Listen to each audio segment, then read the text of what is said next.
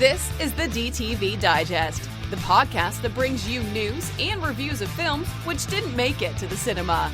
And now, here's your host, Mike Parkin.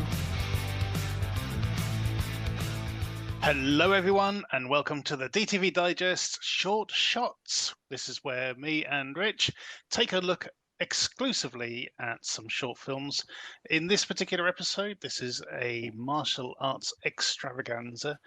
We're looking at, in total, 30 short films, all to do with martial arts. We might not be going into depth with some of them. We're going to sort of group them together a little bit. So we've come up with a few headings. Excuse me. We have Two Blokes Fighting, Women in Action, Unsafe Houses, Shot in the Woods, In the Mind, Revenge/Rescue, Battle of the Sexes, and Sci-Fi. So we've got those sort of general headings. We're going to be grouping some of these films under them. However, Rich, the first film we're going to look at doesn't quite fit into any of these categories. There's a bit of an outlier. It is called Hook, Sword, Hunter. It is probably it's one of the more amateurish ones. That's not a derogatory thing or a criticism. It's just how it is. It is. There are sound issues. The choreography could be sort of sped up a bit. The acting is, it's a bit flat, bit amateurish, but it's still quite a fun short.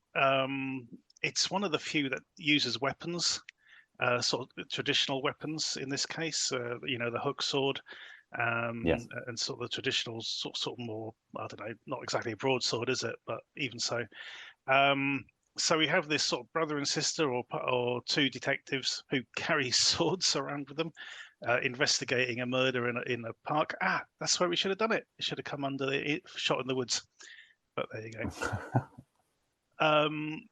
But yeah, it is on the amateurish side. However, the actual sort of fight scenes and the sort of the weapons works very well. Yeah, I think that's what I mean. Sorry, go on. I was going to say, have I jogged your memory yet? Which one this is? Well, you have a bit. As I say, it was, unfortunately, with curating this amount of shorts, I haven't. This is one that I haven't had a chance to rewatch. I know we talked about that shortly before we started recording. The reason I really sort of like this one and sort of put this one in there is because it's by a group called Dragon Lords, who we first saw at the Fighting Spirit Film Festival, which is essentially the motivation, essentially what kind of got us talking about so many shorts in the first place, and was really the genesis of this particular program, because we were trying to put this together as a celebration of this year's Fighting Spirit Film Festival. We just unfortunately didn't get a chance to do that. We will be covering a couple of the films that were part of that, which is I'm appreciative of. But the Dragon Lords, say, we saw there, and what I like about this film, and the fact that you can't really pigeonhole it against a lot of the other stuff, is that they are quite ambitious in what they're trying to do. They're not the most experienced, but they keep going at it, pulling together films with narratives, which we don't often see. Yep. Mm-hmm. And yes, they're still learning and they're still getting there, but I can see a lot of potential here with these guys. They put out several films. I think they've done a lot of it is very much nodding to like Shaw Brothers kind of stuff, and I think they do like a nice job of that. This is one of their contemporary films. Yeah, it's a nice mix. It's a contemporary setting that it's a police procedural kind of thing, but at the same time we've got these sort of very traditional style, Shaw Brothers style sort of fight sequences in the middle of it. Yeah, and you can I definitely feel like they're going to keep growing as filmmakers, and we'll be seeing they'll be like they'll be doing some of the next Marshall Club kind of stuff eventually. I think they're going to get to that level. I feel quite confident about that. So yeah, it was nice to see. It's always I subscribe to their channel. I keep a lookout for their stuff, And how some issues aside, yes, especially there's some performance, acting problems that kind of drag the film down a little bit, but I'm being a bit, I don't like to be too harsh. I try to focus on the positives, and what we've got here is a lot of very dedicated, very passionate, very enthusiastic a collective here who should be supportive. And so let's go out and give their stuff a look, give it a like, and help them grow their channel. I don't know if I can forgive them though for wrong-footing me right at the beginning of this one, because just for a second I thought we were going to get something more akin to Jackie Chan than Shaw Brothers, because sort of the main female character comes on screen and she does this flip with her chewing gum, which is very reminiscent of Armor of God. Yeah. And I thought, ooh, and then it's like, oh, okay, it's an immediate build up and then let down. But having said that, no, it's a good fun short. Okay, we're going to move on to one of our categories now, Rich, which is Two Blokes Fighting. What have we got under this one? Right, so we're going to start with one of our favourite directors. We're going to talk about a couple of his films here. This is Godefroy Ryckewaert. Yeah. His stuff is always fantastic. We've got two shorts that he's released very recently. One is called The Lesson, and that's only 1 minute long, but boy, does it pack a lot into that minute. And the same with Fight or Flight. That's only 3 minutes, but that's an epic. Is it really? Is it really only 3 minutes long? Jesus. Yeah, I think so. I'm pretty sure. You're right. Yeah, because I'm looking at it now, and it's like, wow, they packed a lot into that. But The Lesson is a lot of fun. It is it is a dojo one. It's a guy taking a lesson from a very strict and harsh sifu or sensei. And as the lesson goes on, he starts losing his cool and ends up going full on rage.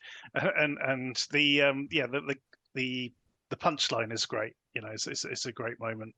That's a great.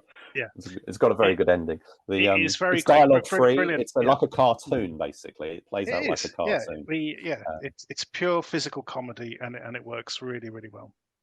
And the production, what his films always have, they're always very well shot. This one, Lesson, was shot for like a competition kind of thing. That's very quickly pulled together, I think, and it's works really well. The performers in it are stunt professionals, as a lot of these films do include. There's Jean-Adrien Esplas, who was the assistant fight choreographer on The Princess, as well as various other things. And Quentin Deynart is the teacher, the sensei character. He's done, his roles have included being Jean-Claude Van Damme's stunt double in The Last Mercenary recently. So, those are both really a couple of guys I haven't seen really much before. They sort of very good with their characters. Say the physical comedy and is on point. Fight or Flight is very different. It's much more of a straight action piece, but very, very colourfully shot and with nice bits of inventive use of props, including some poles and ropes. And a fire gag. I mean, we got a guy on fire. It's like a really sort of throwaway thing. It's like, oh yeah, he's just a distraction, and we only see it in long shot as well. It's not like a main thing. It's just something which has happened as a distraction, so this guy can, get in to rescue his friend. It's brilliant. Yeah, and it's got a huge number of people in it, and what this is it's a showpiece. It's like for a stunt school. So they've basically done it as a project, I guess, for this French stunt school, the Campus Univers Cascades, I believe, or Cascades. I'm not sure if it's stunt, isn't it, in French? So we have these two guys who are on like this floating restaurant / nightclub. That one of them's basically come to rescue the other, and then they've got to fight their way out. There's no context about why they're there or anything. It's just purely that's the situation. But what they do is they have tons and tons of opponents, and we're not just in one location. There are movements of location throughout the few minutes. So it's colorful, very high energy. some great, gags and falls and stuff, as you would expect for say something that's designed to showcase a stunt school or the stunt professionals that are learning there. So yeah, really, really fantastic stuff. So this one and another film we're going to talk about later on, what both of these really highlight is spatial awareness, I think. So because we've got multiple opponents, in a room, and your stunt coordinators having to work out where everyone is every time they sort of cut to, or change the angle. He's got to remember where everyone is to everyone else, and sort of map everything out each time, so that nobody's sort of falling on top of each other and stuff. I imagine that's an art to itself, but this does it really, really well. Yeah, the Godefroy Ryckewaert is a director we've become more familiar with. Yep. In the last couple of years, but we originally, I think one of the first films of his we saw when we didn't really know of his name, at the time, we weren't really we hadn't seen much of his work by that point, but he was one that we saw his film Tran and Novak at the Fighting Spirit Film Festival. And is that the one with Jean-Paul Lye? Yes, in a smaller role, yeah, with the clown feet. Yeah, that's the one. Yeah, that's much longer a film. That's from about 2018. It's about 25 minutes long, I think. That's very well worth checking out. So we saw him at Fighting Spirit, and there's the director of our next film is also someone we've seen at Fighting Spirit. We're going to talk about a couple of his films today. That's Aeddan Sussex. Now, in this two blokes fighting category, that film is HASTE, which is a project from John Algoa, who is the antagonist in this particular situation of these two guys who are brought together in this sort of quite an interesting, distinctive sort of indoor-outdoor kind of feeling place. It's like a dark, not like a warehouse or industrial building or something. It's almost like a silo or something, in it, or it's like the atrium of a atrium, a castle or something. It's got that kind of feel. It's like the big, very high, very high ceiling on it and stuff. Really interesting. But this is a 5-minute film in which Danny Darwin plays a guy who basically enters a room. We don't know what's come before, but we eventually sort of the clues are sort of dropping into place. So basically, there's some sort of he's on some sort of trail, or he's being pushed, maybe like a Running Man-ish sort of thing. He's being pushed from one room to another or something like that, on this running a gauntlet or something like that. Yeah. So here he meets up with someone he's met before, and the guy who is his opponent in this particular situation is the guy played by John Algoa, who essentially I think he wanted to play the bad, because the bad guys are often quite the more fun roles to play, as we'll exactly. We'll he gets a bit more flair, and he does. He brings a lot of flair to it. He's got the cocky attitude. Yeah, absolutely. All this sort of stuff. It's great. The other guy's sort of more earnest, and he's the straight man in the situation, because he's got no reason to sort of laugh about his situation. He's like really annoyed, pissed off, whatever. But John Algoa's character, he's just like egging him on, and sort of he's enjoying it. It's like he's an interesting character to play, and he's like sort of like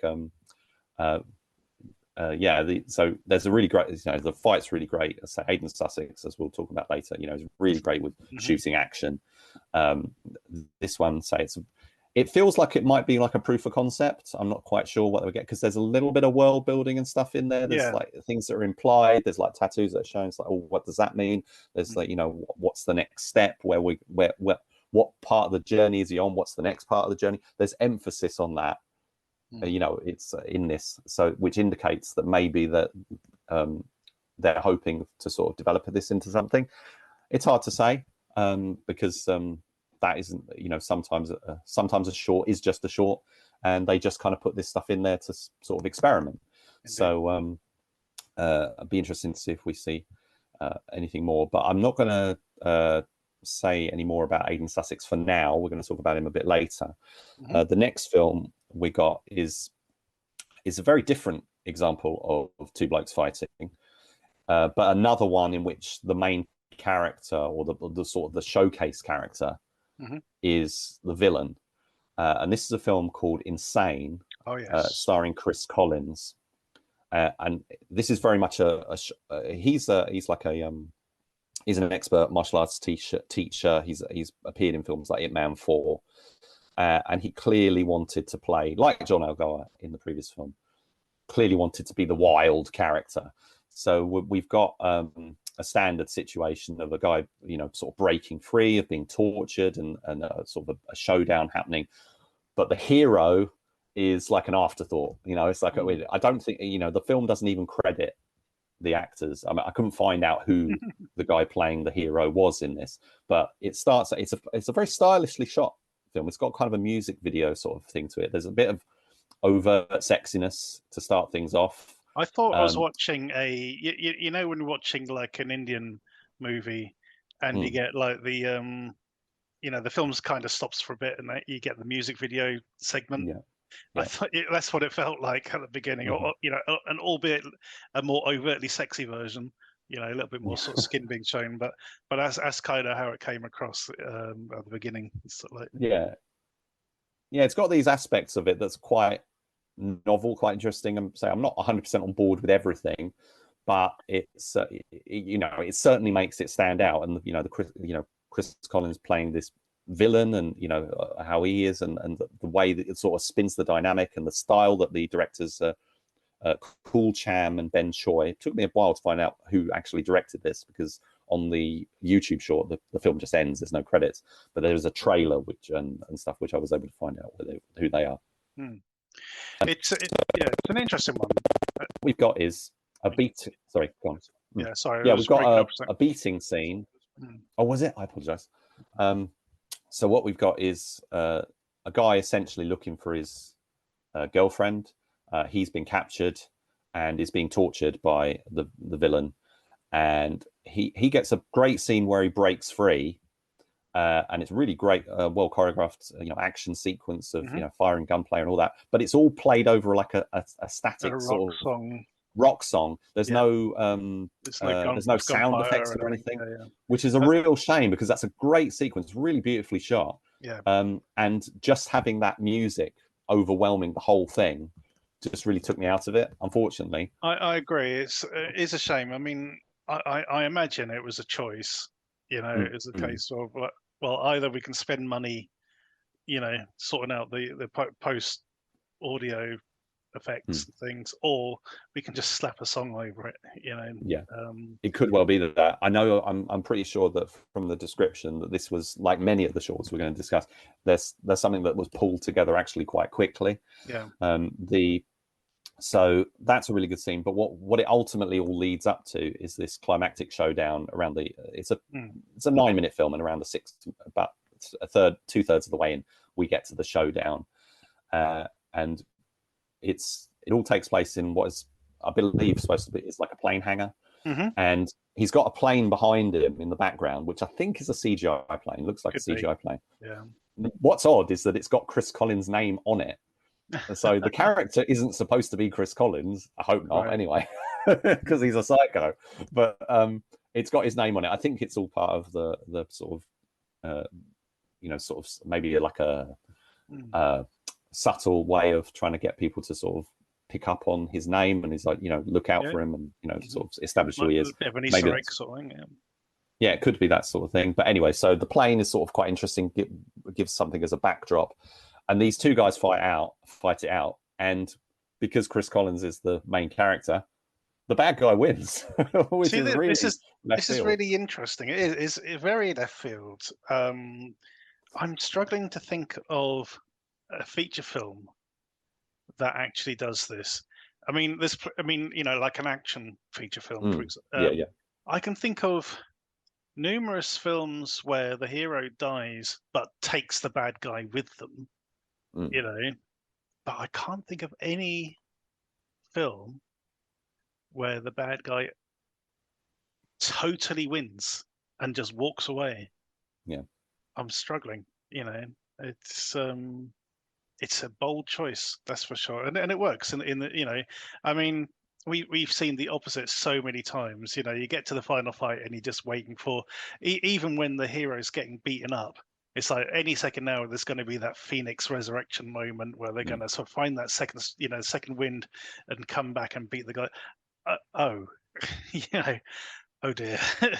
It's like, well, eventually you're going to come up against somebody you can't beat, I guess. And this is that time. Yeah, and that makes the film really stand out. It's like, you know, he said, I'm not going to do the same thing everyone. I'm not going to play the action hero or whatever. I want to play the villain. The villains are always more fun, and rather than it makes sense, because how can he be the villain? How can he be in charge of stuff if he hasn't beaten people like this before? You know what I mean? It's like, it has to happen. He can't always get beaten. So yeah, makes sense to me. And this is one where Chris Collins gets to show off the different styles of martial arts and weapons expertise that he's got. So that's something quite novel for it. So a lot of the stuff we've seen so far has been hand to hand, just sort of straightforward. But here he's got like these bladed, I think it's Kali weapons that he's using, and quite there is some pretty nasty stuff in this. This is probably the most nasty stuff. There is. I think there's only one other film that we're going to review tonight, which is on a par with sort of the level of sort of visceral violence that this manages to deliver. I mean, you know, our so-called hero gets drilled in the leg, for God's sake. You know, it's pretty nasty. Yeah, but a good one. Yeah, overall. Any more? And that brings to the end of our. Well, no, that brings to the end of our first section. In a moment, we'll be moving on to Women in Action.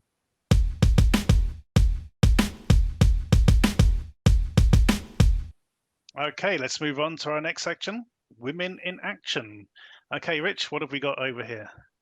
An interesting one to start with, because this is this different kind of a genre piece, and different kind of setup. So this is called BITTEN.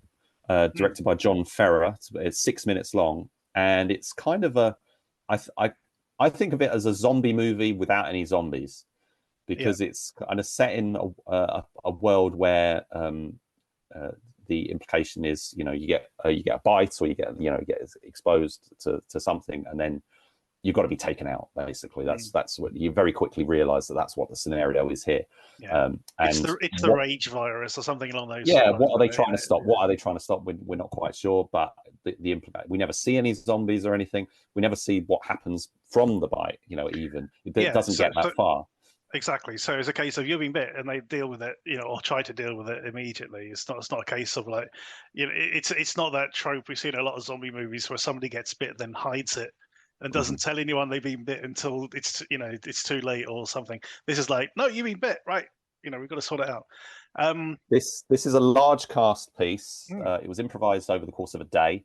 The choreography and stuff was involved basically all parties, and it's really it's got an interesting farm location, but it's got a very clear, simple narrative. So there's no real full explanation, but you know what's going on. You get it. Yeah.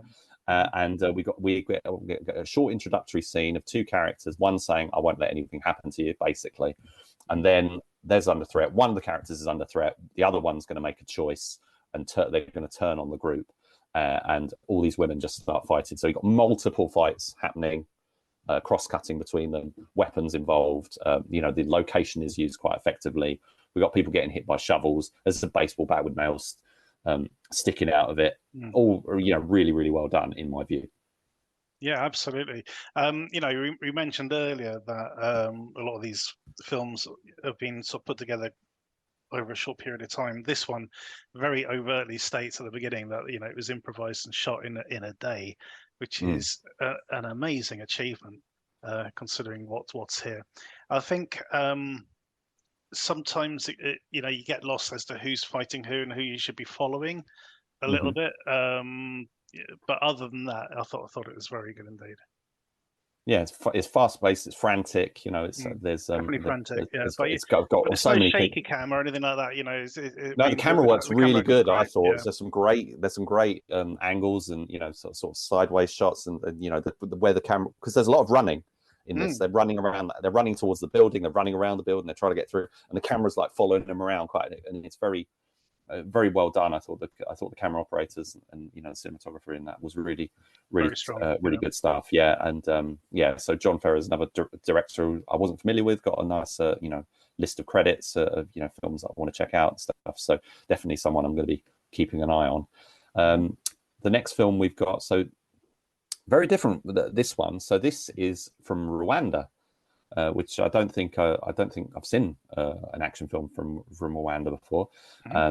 This one is called MARITA, in which a young woman returns home to find there are intruders in her house, and they effectively underestimate her, which I know is something you're quite keen on. Yeah. And there's a great moment. She comes in through the door and she sees them, and it seems like she should be scared and like, oh, they're thinking that she's going to run away, and she just turns around and locks the door. it's like they're not getting out of here, kind of thing. It's the line from the Watchmen, I'm not locked in here with you. You're locked in here with me. Yeah. So what did you think of this one? Because this is something that it's got a slightly different style. It's from Rwanda. It's got a different sort of feel to it, but still very, I thought very well executed in its sort of simple sort of 4-minute time. Yeah. There's a little bit of comedy in there and stuff. Absolutely, I really enjoyed this one. I like the bit where she takes off her sandals, then uses the leather straps to wrap around her knuckles. It looked really badass when she did that, and yeah, she was great. Thought she, the way she moves and everything, and I like the bit at the end where she gets them to phone the police. Hello, I'm a burglar. Help me. Yeah, no, a very good one. The next one's from Azerbaijan. It was shot in English. This one's called Phoenix Comeback, so it's designed as like the first of perhaps a series. They're already sort of teasing that there'll be a second episode called Sins of the Past. But it's what we've got here is a prologue. It establishes the character and her motivation. She's essentially she's the classic kind of killing machine. She has been trained to be a killer. So and in this case, she's on a mission of vengeance. She wants to find out what happened to her parents, sort of thing. Yeah, who killed her parents. And now, I didn't love this one. I think it's interesting. I think there's a lot to sort of take from it, and but I did think it felt a little bit flat to me, but I was interested enough that I thought, it is a film that I would say is worth checking out. People should see it. I don't think it quite enough sort of brings its own sort of strength, identity and whatever. How did you feel about this one? Yeah, I'm a bit ambivalent. However, there was one particular moment I did love. Now, on our main show, Rich, we covered a film called Dark Asset, and I was very very virulent against the very hapless security team who just kept running into bullets.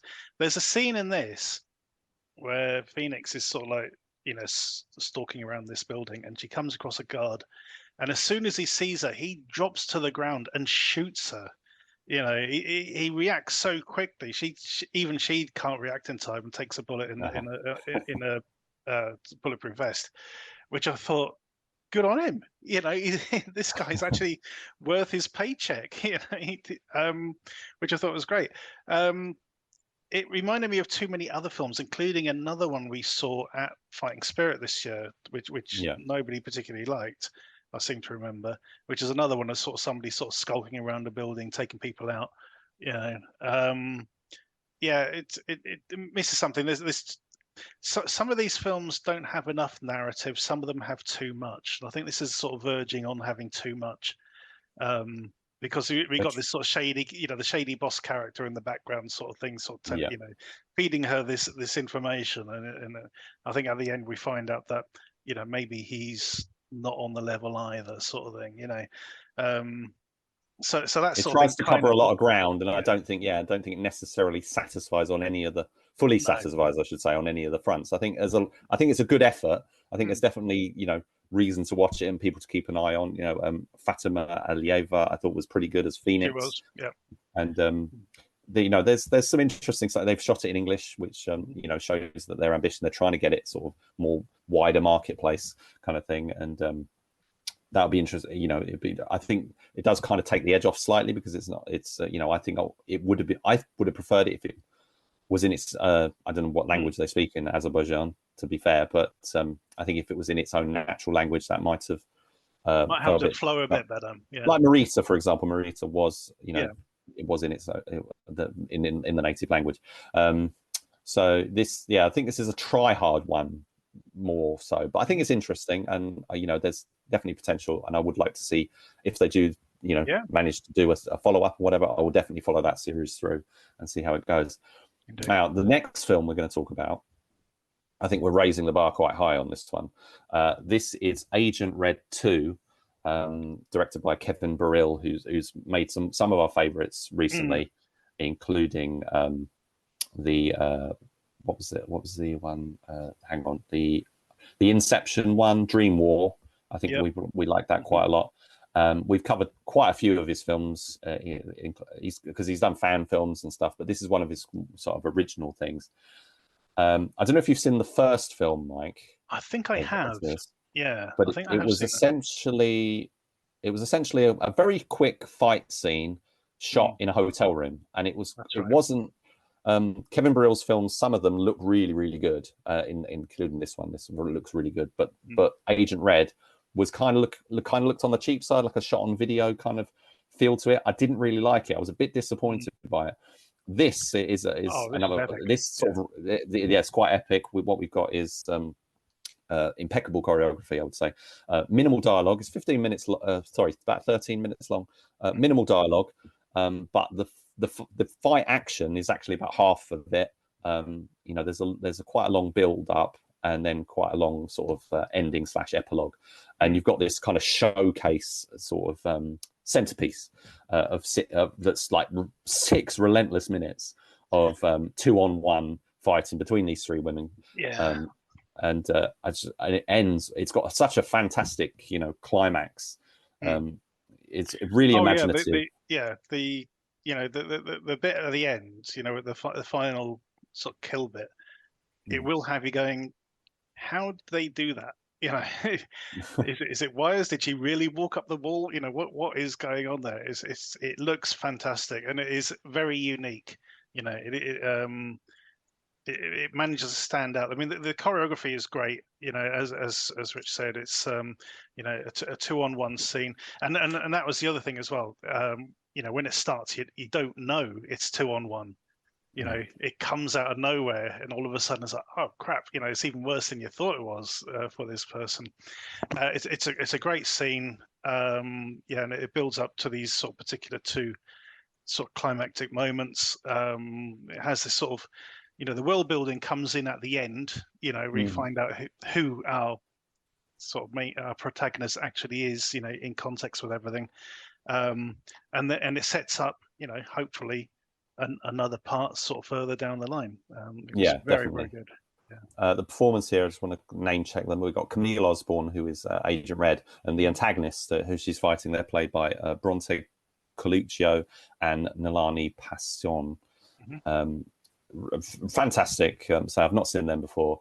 Camille Osborne has done some really. I'm not sure if she's a trained martial artist or whether she's like a dancer who's been learned the moves. I'm not. Because I don't find many credits for her as like a stunt performer or anything. So I'm not sure. Either way, she's a brilliant lead in this, and say the known sort of the stunt people that she's fighting, the experienced stunt people as well. They all do a fantastic job, and I definitely want to see another film from this team. Absolutely. What's next? Well, that brings us to the end of this particular section. In a moment, we will be talking about a couple of films on the theme of unsafe houses.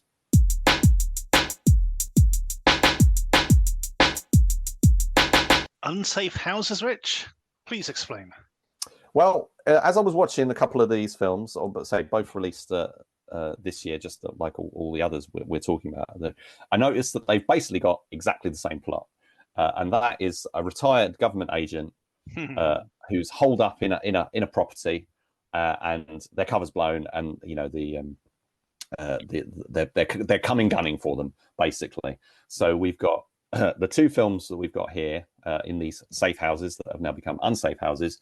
We've got Stratagem by Daniel Locicero and Status Retired, a long-awaited next film from the Art School Dropouts, directed by Joey Min, because it's been far too long since they released the film.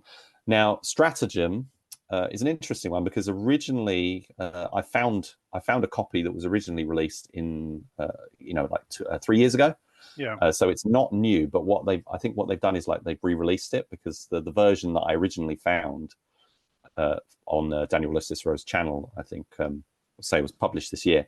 I went back and watched the other version, and it's slightly different on the intro. They've slightly adjusted the opening sequence to the film. Okay. Everything else seems to be about the same, but that does kind of explain how Daniel Locicero has managed to release like 2 or 3 films this year. So it's like because one of them's, say, a bit older, but still, say, this is the new version. This is, it's a newly released this year. Both films are slightly different because this one has a female protagonist, while Status Retired has a male protagonist. The same thing essentially happens in both films, but I think Stratagem has some fantastic moments with being pushed and kicked or whatever, falling downstairs. It's like the really memorable, great stunts there. Yeah. From an action point of view, it's great. From a narrative point of view, I think it's a bit clunky because we get context or exposition in the form of a voiceover at the beginning and at the end to sort of fill us in a little bit what's going on. It's unfortunate, and I put it purely down to budget constraints and probably time constraints. I'm sure these guys have the wherewithal, and the talent to actually to do this properly. It's just that probably run out of time, resources, and had to sort of do it this particular way. But what we get is a woman who had been undercover with a criminal gang, is now sort of in witness, what do you call it? Witness relocation? Like witness protection. Protection. There you go. And the cover's been blown basically, and guys come to that. She's a mysterious person phones her minutes before or seconds before these guys come through the door, so she's got a little bit of time to prepare. Realizes she's been betrayed, but then sort of like kicks ass, and we do get a moment right at the end, which is like, quite a revelation as to the identity of one of the people she's just had to take out, which I thought was great. The other one, as you say, Status Retired, the Art School Dropouts guys, were big fans of their fight work. Haven't been quite so strong on their narrative before, but that changes here. Finally we've got something we can actually, get our teeth into a little bit, in terms of it's who the protagonist is. For once, we can actually sort of follow a protagonist sort of from start to end, and the fight work is great. Yeah, this is one that they've done. This is their second collaboration with Nathan Porter. They did a comedy called Rumble Riot, which I think we previously talked about. Was much more of a comical kind of thing, more sort of Jackie Chan style. Yeah, absolutely. Yeah. This is Nathan Porter's playing a very serious, quite stoic character.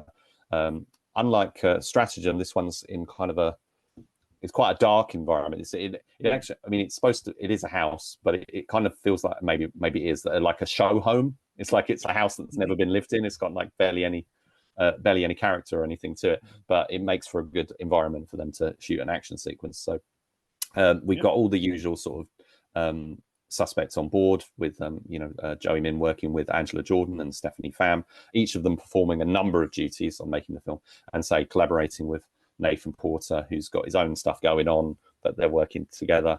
It's essentially a straight fight piece, with as with Stratagem, multiple opponents are being faced. I think Stratagem has a couple more maybe than this, but we're not counting the numbers. But but I like the sort of ambition of that. And there was another thing I really liked about Status Retired. As an aside, I thought they did some really nice work on the end credits. There's some really Yes. stylish, they've and I always appreciate when sort of like the sort of garnishes and stuff are done on a film, whether that's the opening title, closing credits, and stuff like that. When that sort of thing, which has been a strength. That they've got some skills in that particular area. They've done that on some of their previous films. The adding those touches. Yeah, so I haven't really got anything much more to say about Status Retired or Stratagem. But as a side note, there was another film which is on a different topic, but it's another Daniel Locicero film that I just want to highlight for a second, which is called Sour Trade. And this was a piece that was put together as kind of a showcase for the lead actor. I think it's Brady. I can't remember what to say, but he was in. I'm not sure which role he had, but he was in The Black Phone. Okay. The I haven't seen that Blumhouse one film. yet.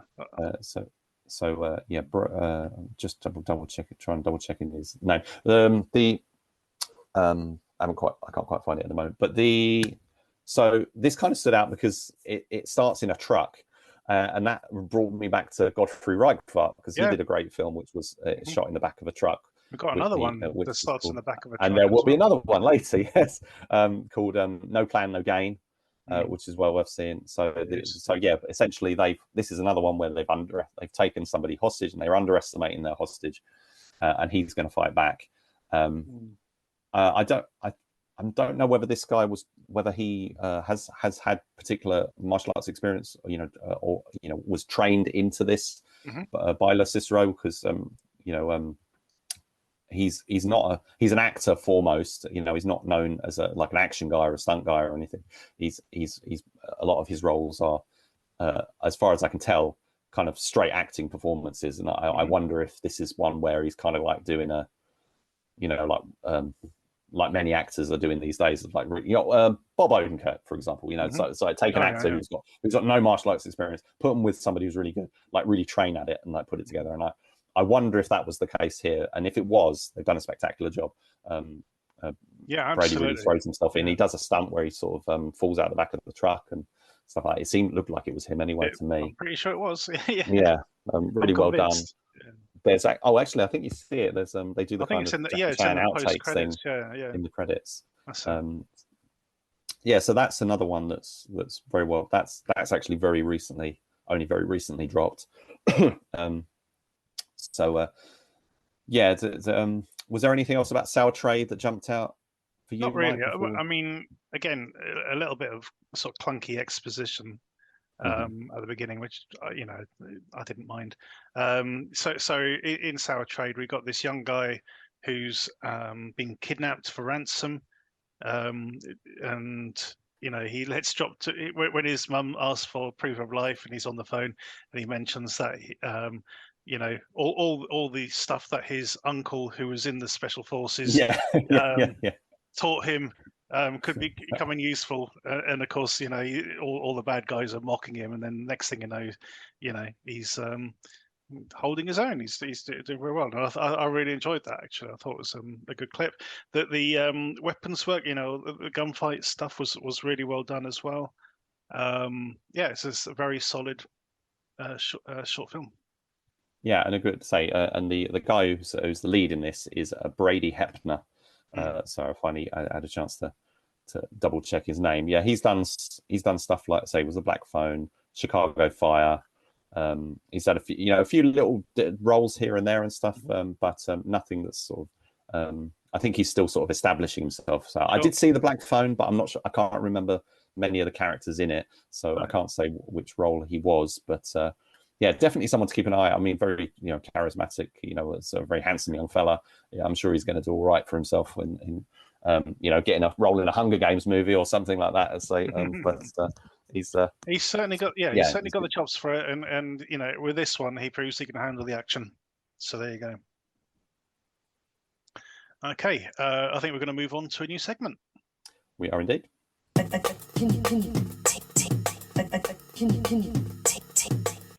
Now we're going to talk about a few films that were shot in the woods. So all these a lot of films, low budget films films are put together and shot in interesting looking exterior locations, and quite often the woodlands do provide a very sort of striking backdrop to the action that's taking place. Now we've got I think what's like 3 films that we're going to talk about now in this subject, each quite different. I'm going to start with one of my favorites. This one's called Bounty. Yes. It features it's directed by a guy called Kwon, who is going to come up a couple of times today, and it's another one with led by female characters, Caitlin Hudson, who we've seen a couple of times before, and Nikki McGee. Great scenario, great setup on this one is that there are a couple of bounty hunters essentially. And the film takes us right into the middle of them, catching their quarries. They've each rounded up a third of a group of sort of bad guys each. But unbeknownst to them, the third one is nearby and going to try and spring her friends. The energy in this one is brilliant. And the music as great. well. The music helps it stand out a lot because they've gone that extra mile in actually using recognizable songs, whether or not they're licensed or not, or if they're they're past copyright. They won't be. A lot of the times this will come up later as like some of these films. I do wonder why they do it, because it's like you can never really. How do you get away with it, and two, but this is something Brian Sloyer does a lot. His films are fantastic in terms of the choreography and the shooting and everything. What they do is just take songs and just credit them and say, look, I don't own these songs.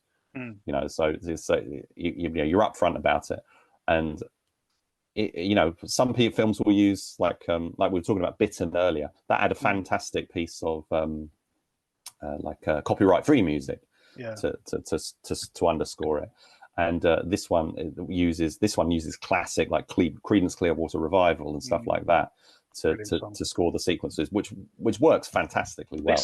This brings me on to something as well that I noticed, not particularly this film because it has that brilliant music, but there's a couple of others that we watched where I just wish the filmmakers had actually watched some shorts themselves. If they had sat down and watched these 30 films that we're doing now, I would hope that their music choices would be different, because there's a lot of sound effects, which pass for music, lots of sort of cues and things that you keep hearing over and over again because they were sort of made popular by bigger films or by trailers and things. There's a lot of parps and sort of bass lines and all this sort of stuff going on, and it's like, would you have used this if you were aware of all the other films that are still using the same thing? Because it does sort of. That's the one thing about watching this marathon of films. The one thing that really sort of stood out to me was the repetition in the music and how a lot of it tends to sound the same. So when you get something like Bounty coming along, which is using things like Spirit in the Sky and Wayward Son, blasting it out and using the rhythm of those songs to drive the choreography, it's superb. It really does sort of lift it. And it is a great sequence. These two women almost getting outclassed. But by this trio, it's a great scene. That first moment when the sort of the third one sort of jumps in, I thought that was great, because it's just like wham, and we're off. I thought it was a great moment. And the other thing about it is the humor in the film, because these two bounty hunters are introduced at the front, but they're antagonistic towards each other. So they're not friends. Rivals. They're rivals. Rivals. Exactly, they're rivals, and there's a lot of sparky dialogue. But it's that kind of Tango and Cash thing, isn't it? I mean, they both know they're at the top of their game. Game recognizes game kind of thing. And there's that little moment at the end where you think, maybe they, in a further episode, maybe they'll team up or something. Which is great. Yeah, loved it. Yeah, so that's what I like. So we see the fantastic choreography and the fantastic filmmaking, but we've also got them acting these characters and delivering these lines and stuff really well. They're very good performers. Say Caitlin Hudson, I think especially, we've seen her in a few things. I think she's really good. And say this is another. We'll get onto it later, but say Jae Kwon and Joseph Lee, who's the DP on this. Actually, we're going to talk about him. Just before we leave this one, it's interesting that the same red leather jacket from Agent Red turns up in this. A very similar look to what's adopted in Agent Red. I'm sure it was a coincidence, but both of them reminded me of. Do you remember the film Eve of Destruction? Yeah, it's that look, that same red leather jacket. Yeah.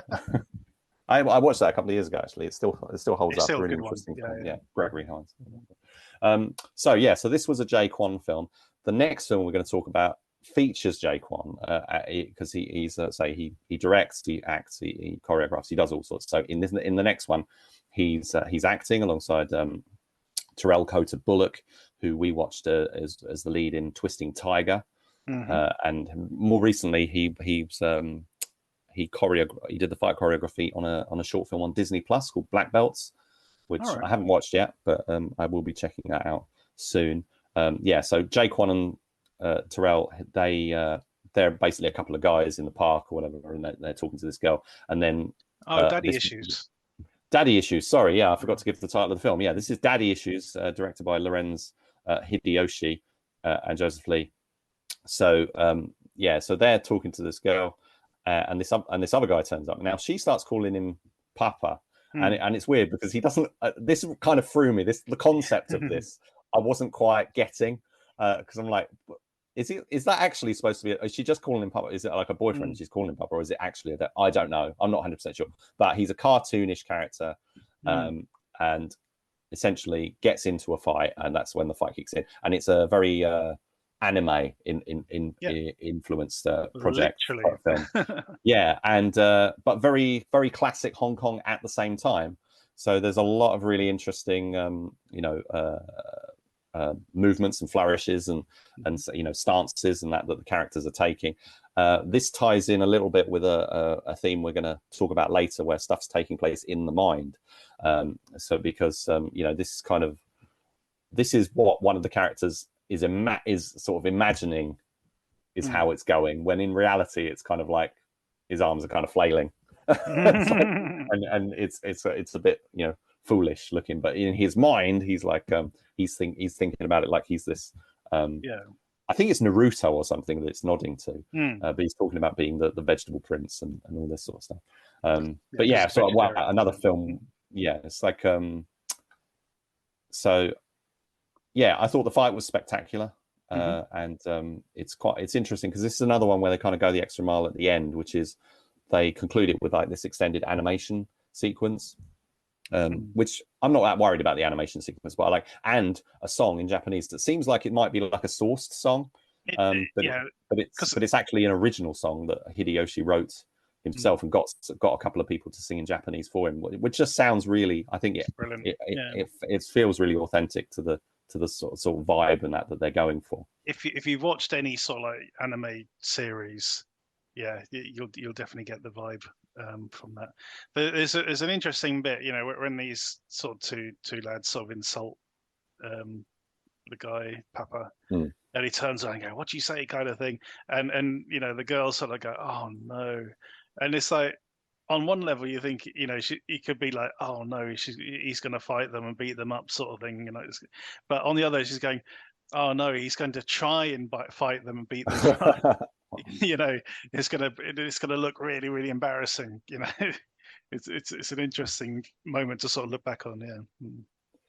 Lorenz Hideyoshi or Lorenz Hideyoshi Ryckewaert, I think is his full name.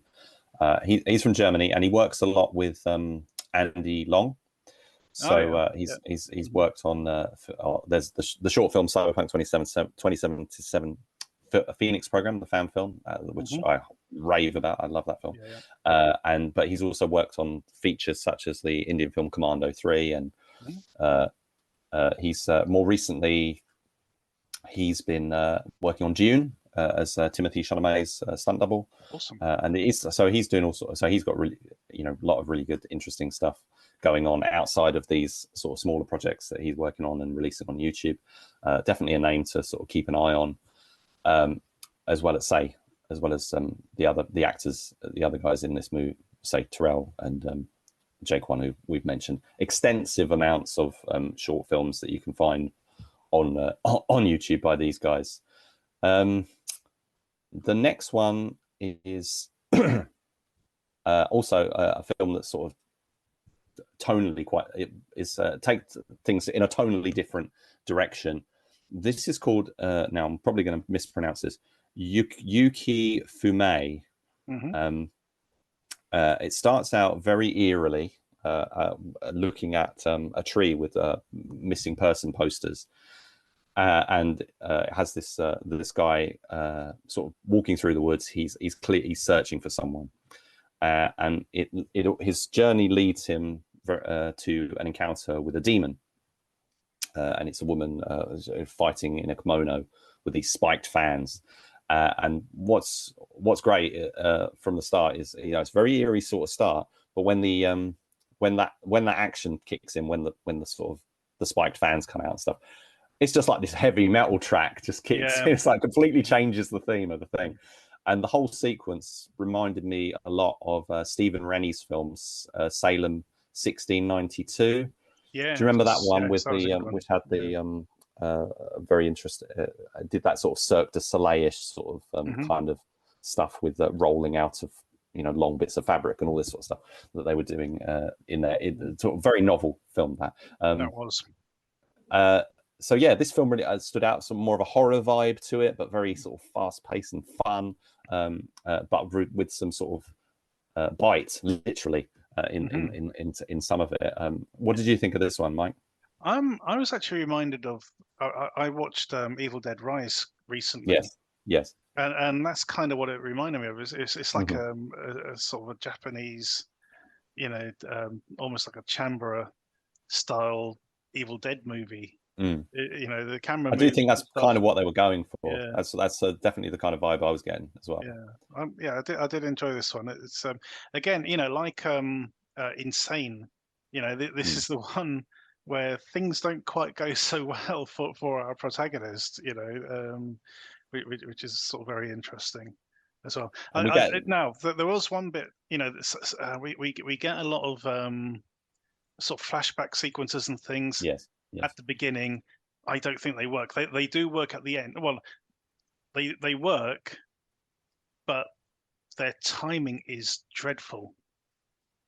Where they inserted these flashbacks is probably the least effective moment. It wrecks the tempo of the film, because we're getting to the point where it's almost like the final blow, and then it suddenly cuts into these sort of like flashback sequences, and the home video bits, it's so annoying. For me, I didn't mind it. No, I was. It's the usual thing. I'm sat there going, when are we getting to the fireworks factory? It's like, it would have been effective. It would have still been effective if it had come in just after the main bit. From my personal non-filmmaking point of view. But other than that, enjoyable. Now, funnily enough, this was made by Jordan Akubo, who's I believe did he do a film with Kwon? Let me just double check. I'm just trying to think, because I think he did, but I'm just trying to check. I know he did a film with Louis Tan called G, which is worth checking out. I'm not sure if I can't verify that at the moment. Anyway, so Cameron Okubo is the lead in this one. They worked on, I think they sort of did the choreographs and stuff together. I don't know much. Again, I don't know much about these guys. They haven't been hugely on my radar, but I think this film, really was a fantastic showcase for the theme and mood that they could create, and say the choreography, and that was all, you know, on point as well. Really interesting. I just wish I'd understood the title better. It's sort of say a bit, for me, it's a bit hard one to pronounce, but yeah, very good. That is the last of our films in the woods section, and we'll be coming back in a moment with something that's a bit more cerebral. Ooh. Okay, Rich, it's time to delve into the mind. Where are we going? Well, we're going to start off with Once Upon a Time, which is by Chongwei Zhang. It's a 3-minute short in which two men essentially pass each other in the street, and they start to imagine themselves, you know, there seems that there might well be some animosity between them, and they're both sort of conjuring they're conjuring the sort of scenario of beating the crap out of each other, essentially. But what I liked about this was that the two fights, in 3 minutes you get 2 fight scenes, and they're both very different. Yeah, both very different, which I loved. I thought that made it really stand out to me. This is one of the newest films to get released. Chongwei Zhang is from Australia. He's worked with I think there's a guy called Martin Reyes, who his film we're going to talk about later. He's worked with him quite a lot, and or at least a couple of times. But yeah, I thought Chongwei Zhang was very good in the central role. I can't remember the name of the other guy in the film, but yeah, I thought it's short, it's sweet, it's, you know, there's nothing particularly substantial here, but there's quite a fun little, you know, it's 2 cool little fight sequences with a nice little fun sort of payoff sort of thing at the end, which I enjoyed. Say it's what did you think? Stylistically and stuff, yeah, stylistically it works really well. I mean, funny enough, the setup reminded me a little bit of another film we saw at Fighting Spirit about the 2 guys trying to cross on the footbridge. Yeah, that's sort of, crossing. That's it. So we get these 2 guys who bump into each other, and now we get like the older guy. You know, he imagines the fight as a sort of very traditional early Shaw Brothers kind of affair with sort of very traditional Chinese music to go with it. Whereas the other guy, you know, he's imagining he's sort of like Ethan Hunt or James Bond kind of thing, being stalked by this guy, and it ambushes him in a underground car park. You know, and has a little scrap there. So very different sort of stylistic sort of fight sequences. And as you say, yeah, there's sort of nice little moment at the end to sort of cap it. I thought it was great. Yeah, very good one. Yeah, I almost put this in the section, the 2 Blokes Fighting, because that's what this is. And I didn't mention it at the time there, but 2 Blokes Fighting was named as in reference to a film that we saw actually at Fighting Spirit called 2 Blokes Fighting, directed by a guy called Liam, who a really nice guy, and we spent quite a lot of time chatting with. Shout out to Liam and Connor.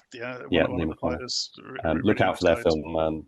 2 Blokes Fighting, very fun little short of that. So this kind of fitted into that, and a lot of the other films, to be honest, do. But thematically, I thought that what was interesting about was that sort of mental side of it. So it's like they're imagining themselves in this situation. And I saw that that a few of the films that we were watching did this kind of played out this kind of scenario in different kind of ways. The next one is a bit like Hook Sword Fight. It's rough around the edges. It's not particularly polished, but it does show promise. I thought this one's called The Inner Demon by Emin Abishov. And essentially it's a guy fighting sort of a part of himself or something within him. Manifestation of his own self-doubt. Yes. And I thought he was really good. The sort of the main guy, he's got he's one of those guys who doesn't look like he's capable of the things he's going to be capable of. So he's against the sort of standard sort of body type. You know, he's not, you know, slim and lithe and whatever. He's got a more realistic body shape. You know, but not like, you know, like, I mean, at the more extreme end, you've got like Sammo Hung. You know, people just see him and then it's like, you know, they get blown away by what he can achieve. This guy's just a regular looking guy, and you know, there's not a lot of regular looking guys in a lot of the a lot of action stuff that you see. Mm. And I thought that sort of made it quite relatable, and that was all sort of developed quite well. But the the production values and stuff aren't there too much, but I like the ambition. They try and throw in some visual effects. They try and throw in all these ideas and stuff, as well as the really good choreography. Mm-hmm. So the other thing that makes this one stand out as well, it's the only film on our list which involves stick fighting. So either a screamer or an East. I'm not sure which one he's doing, but it gives it that extra sort of bit of like, good to see. Different style of skill coming into it. So yeah, that was good. So the last film in this particular section is called Soul Fighters. Mm-hmm. Now this one's an odd one because it kind of starts out with a lot of comedy. Yep. About these three guys talking about food and stuff, which I'll be honest, I found that a little bit tiresome, but it does then kick into a non-comedy fight scene that's really, really good. So it's got kind of these three guys in the dojo with their master, and he wants to teach them about soul fighting, and essentially it's like a mental projection kind of, like or is it in their heads, or astral projection or something like that. They're all sitting, but then they're actually, they're spiritually fighting. It's a nice idea, played out quite nicely, and there's a little bit of a comic sort of punchline. It's interesting, this one, because we've got three fighters who three different body types, three different sort of different backgrounds, three different martial arts basically, but with the same Sifu/sensei. Which is kind of interesting. So, but it works really well. It's a free for all between all three. The fight. Each of them is fighting the other two, and it works very well choreographed, very well put together.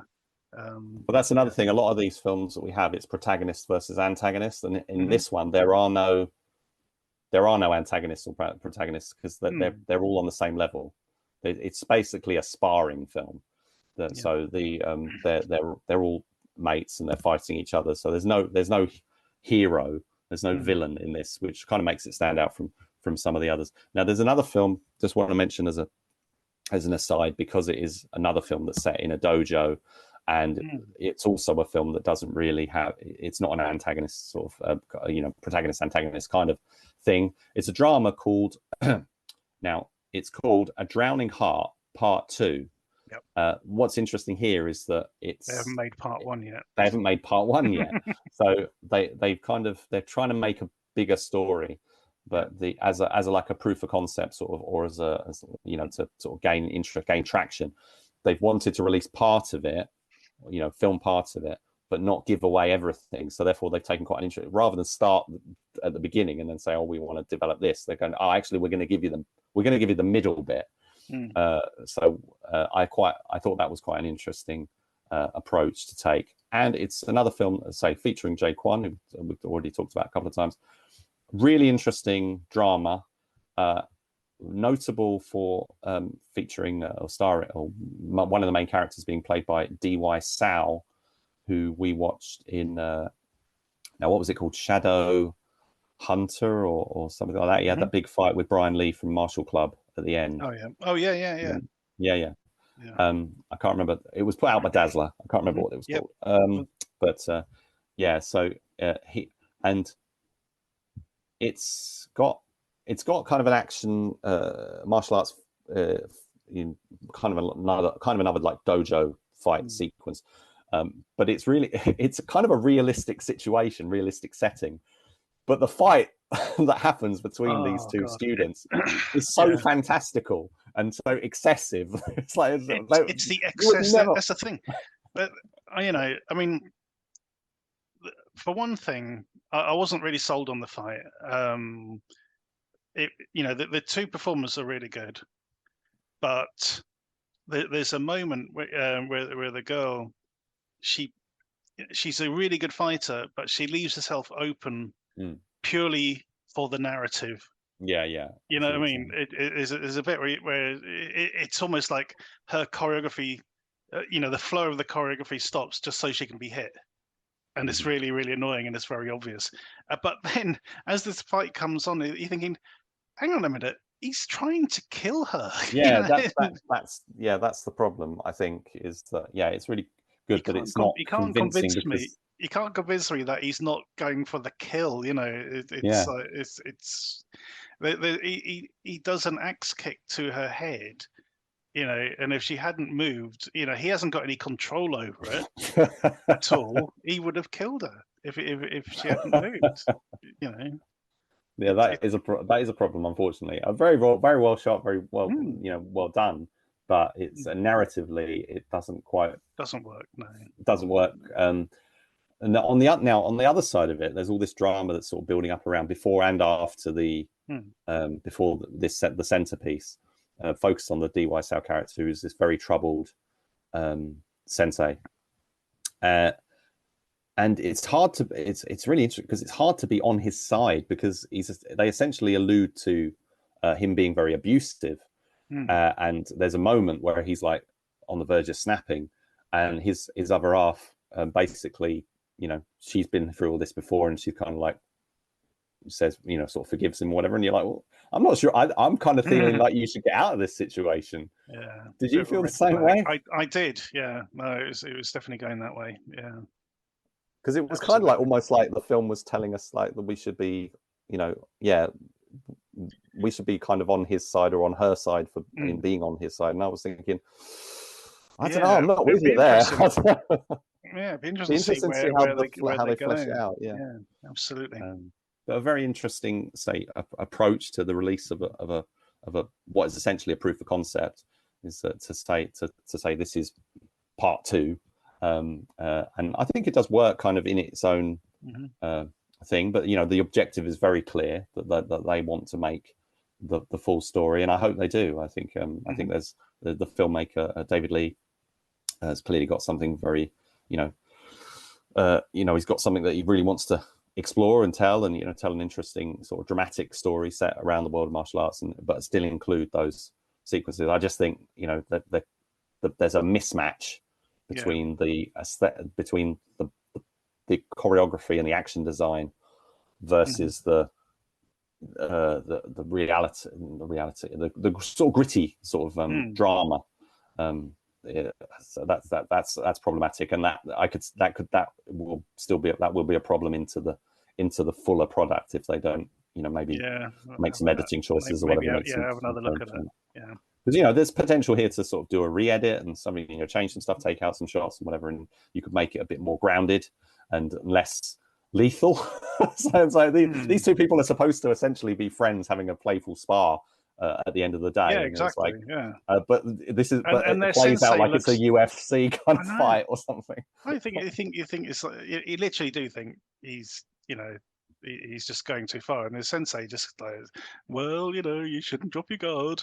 It's like, what the bloody hell. Then he splats her head all over the place. Cool. Okay, we're going to move on to our next section. Yeah, so following on from our last shot, we've got a new section, Battle of the Sexes. What is hidden here, Rich? So developing the theme that we had just a touch of in what's it? I've forgotten the title of the film now. A drowning. What was it called? A Drowning Heart. Yeah. So so in that film we had the male and female students, having a scrap, and the theme here is going to be male versus female, of different relationships, not just different different relations to each other. So the first one that we're going to come to is another film by Aeddan Sussex, who we talked about earlier, HASTE. Now this is a brother-sister battle. Now this one takes place over 23 minutes. There's a lot of build-up on this one. It's a very playful comedy with a violent edge to it. It's called Chopsticks. Chopsticks. This was made way back, or originally completed and shown at Fighting Spirit way back in like 2018. Yep. I think, and we've waited a very long time for it to see it again and for it to be released now. Just before this went public, was released on YouTube. it was shown once again at Fighting Spirit, out of competition this time, and it was a slightly different sort of director's cut version. I'll be honest, it's been so long since I saw the original version. I didn't really notice the differences. It's great. We've got Linda Louise Duan and as the main character. Now it's very much nodding, tipping its hat to again sort of classic martial arts films. She's kind of a drunken masterish sort of character. Would you say? Would that be appropriate? Yeah, she's got that brilliant scene at the beginning when it's the sort of thing I absolutely love when henchmen overstep themselves and bite off more than they can chew.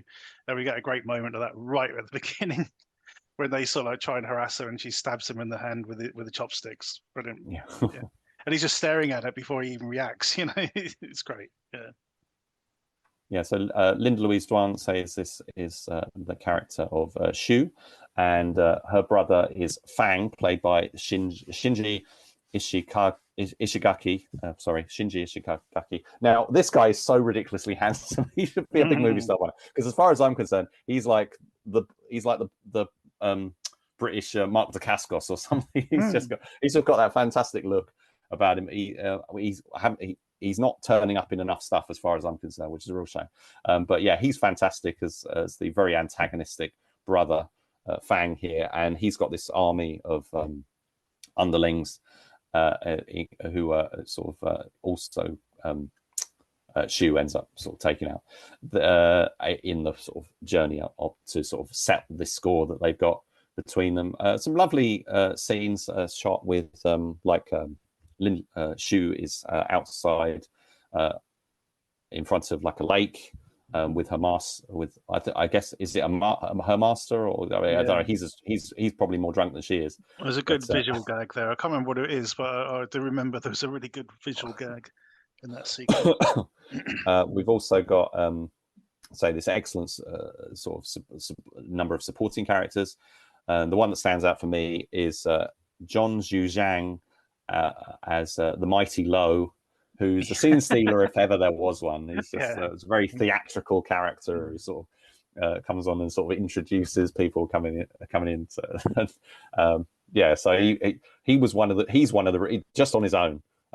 He's one of the reasons that I remember this film so well, loved it so much. Apart from say the really really good climactic. Because there's action sort of peppered throughout, but especially the sort of the concluding showdown between Shu and Fang. It's really really well done. I believe it's set in the 1940s. Shanghai it's got somewhere, isn't it? Yeah, it's got a really good visual style to it. So the sets and locations and stuff that they found really add to it. There's not much more I want to say about it other than just go and see it. It's one of the best short films I've ever seen, personally speaking. It's one of my absolute favorites, is what I mean by that. It's definitely way up there on the top of the list. When I saw it after 5 years, it certainly lived up to the expectations of the first time, and I would definitely be watching it again. And fantastic I'm glad it's a release. Aeddan Sussex, another guy, say he did Haste, needs to be doing other stuff. We need we want to see him directing more, give him a feature. He's done some really good. He did a BBC film called I think it was called The Wonton Warrior, and that was a children's BBC kind of thing, but it still had the same sort of touches and the humor and sort of the mix of the humor and a little bit of the martial arts and stuff added in there. So, definitely somebody to keep an eye on. Now, the next film is, do you know which way I'm going to go with this, Mike? Do you know what the next one's going to be? Have a guess. It's either going to be your, excuse me, Your Kill or Domestic. What's the other one about the dishes? That is the next one. It is Dishing It Out by David Lavelle Jr. There's going to be another one in there as well that we'll get to in a minute. But yeah, Dishing Out. Now, this is an odd one because it felt like it was domestic violence played for laughs. Yeah. There were similarities to some of Godefroy Ryckewaert's stuff. He did a short film that was kind of very similar to this, if I recall correctly. And it's basically, the scenario is a couple have a fight over a sink of dirty dishes. And the performers are Tricia Garin and Justin Carney. And they all sort of conceived it and put it together. It's a very short, say, sketch kind of fight scene, 3 minutes long. I can see what they're going for, but I think they kind of, it's tonally, it's a bit off. You know what I mean? I mean, there's been similar ones like Lockdown Blues, where they're fighting over the last bar of chocolate. Oh, that was, I think so. I think that was, funnily, we were talking on a previous recording about a guy called Jose Manuel, and I think that was one of his films. Yeah. What we saw at Fighting Spirit. But yeah, that was, I'm thinking they were fighting over the remote control. I think, was it a remote control? Or was it a jar of chocolate? I don't know. We see people fighting over things a lot, and that's going to come on. That'll be coming on to the next film where people fight over something. But this one, I don't know. It's borderline domestic abuse. You know, I don't think it's any borderline about it. I think it is domestic violence, and they kind of played it for laughs. I think it's a little bit misjudged. It's still very entertaining. It's very entertaining, short, very well put together. But I'm not sure about the theme. It should have set it to there's a song by Martha and the Machines called Hurricane Kiss, which would have fit this very well. You know, you hit me once, you hit me twice, all this sort of stuff. It kind of left a bad taste in the mouth, this one. I can see what they're going for, you know, is sort of, for this fight scene, and he's accidentally cleaning the dishes as he goes and make it look ridiculous. But it's dodgy. Well, the next one is kind of a bit more of a professional kind of encounter. It's like, I don't think these people are in a relationship. This is a very simple fight over the possession of a briefcase. It's a 1 minute film by Millie Dallas called Traitor. It's just two people on like a rooftop car park, each fighting over this briefcase, and you don't know which one.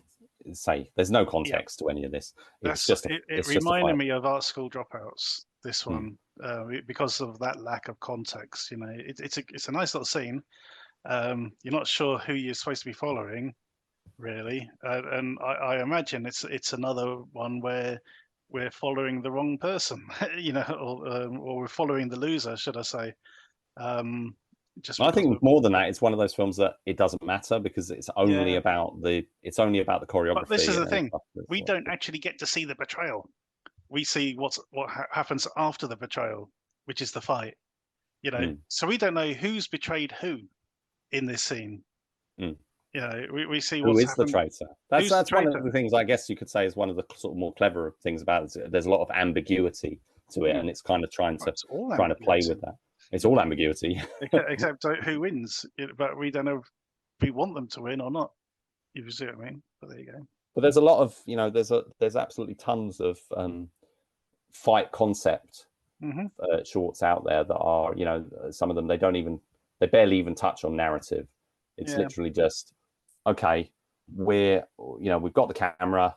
We're going to try some moves. We're going to, they stick put a title on it. Sometimes they don't. They say person versus person, whatever, and they don't give the short like a name. Sometimes they'll give it a name, like this one's got. There's an edge of there's a little bit of narrative sort of. There's a title and stuff. A lot of these things are just like show reel kind of things, so they can put you might go up and look up someone's show reel and it looks like they've been in all these different films. Well, it's not. No, it's like they're snippets that have been designed to look like they're bits from films, and then you put them all together and it's like it looks really impressive, which it is. Well, so I think it's a good approach. It's clever, and I do like watching a lot of those short films. One of these days I want to put together a list of like an hour's worth of 1 minute films, and then you just but you compare this to something like The Lesson. There's so much more going on in the lesson. Yes, that they achieve within that sort of 1 minute time. Whereas protagonist, all, all that going on, comedy, all sorts. Anyway, there's another thing they do in this, which is add in these like little title card kind of things of through the short, like traitor. What does traitor mean? Exactly. These little touches, whatever that, they do add a little flair, but they're not really necessary. But yeah, I did like it. I say it was another film that's another little short that showcases a different different collective of talent, or so I'm sure I'm not familiar with. So I always enjoy that, and that's what I want to. But the next film, we're kind of returning to the sort of domestic violence-ish kind of theme of this one. Only this couple are separated. Now there's this one's an interesting one because this is one film that we can't actually link you to, because although it was released and we do want to talk about it, I think it was released accidentally, and we want to kind of put it on the radar, but respect their wishes of not actually sharing the film too much. So this is for Your Kill by Won Bofil, who did Victoria, which was really good, about a 20-minute film that we covered probably a couple of years ago now.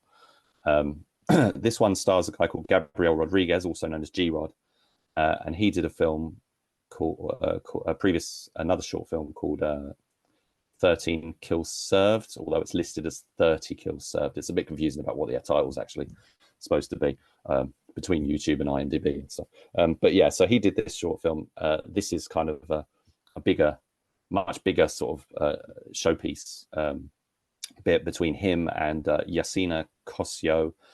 And what we've got is essentially a Mr. and Mrs. Smith kind of setup, where husband and wife, now separated, they're both professional killers, and they're both after this one particular payday, essentially.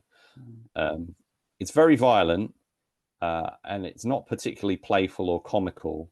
No. These two are very much out for blood, and there's a fantastic moment where they crash through a wall, which was what really stuck out for me. But the fight scene is actually the centerpiece, and what it does is it takes this really dramatic, sort of quite tender tone, turn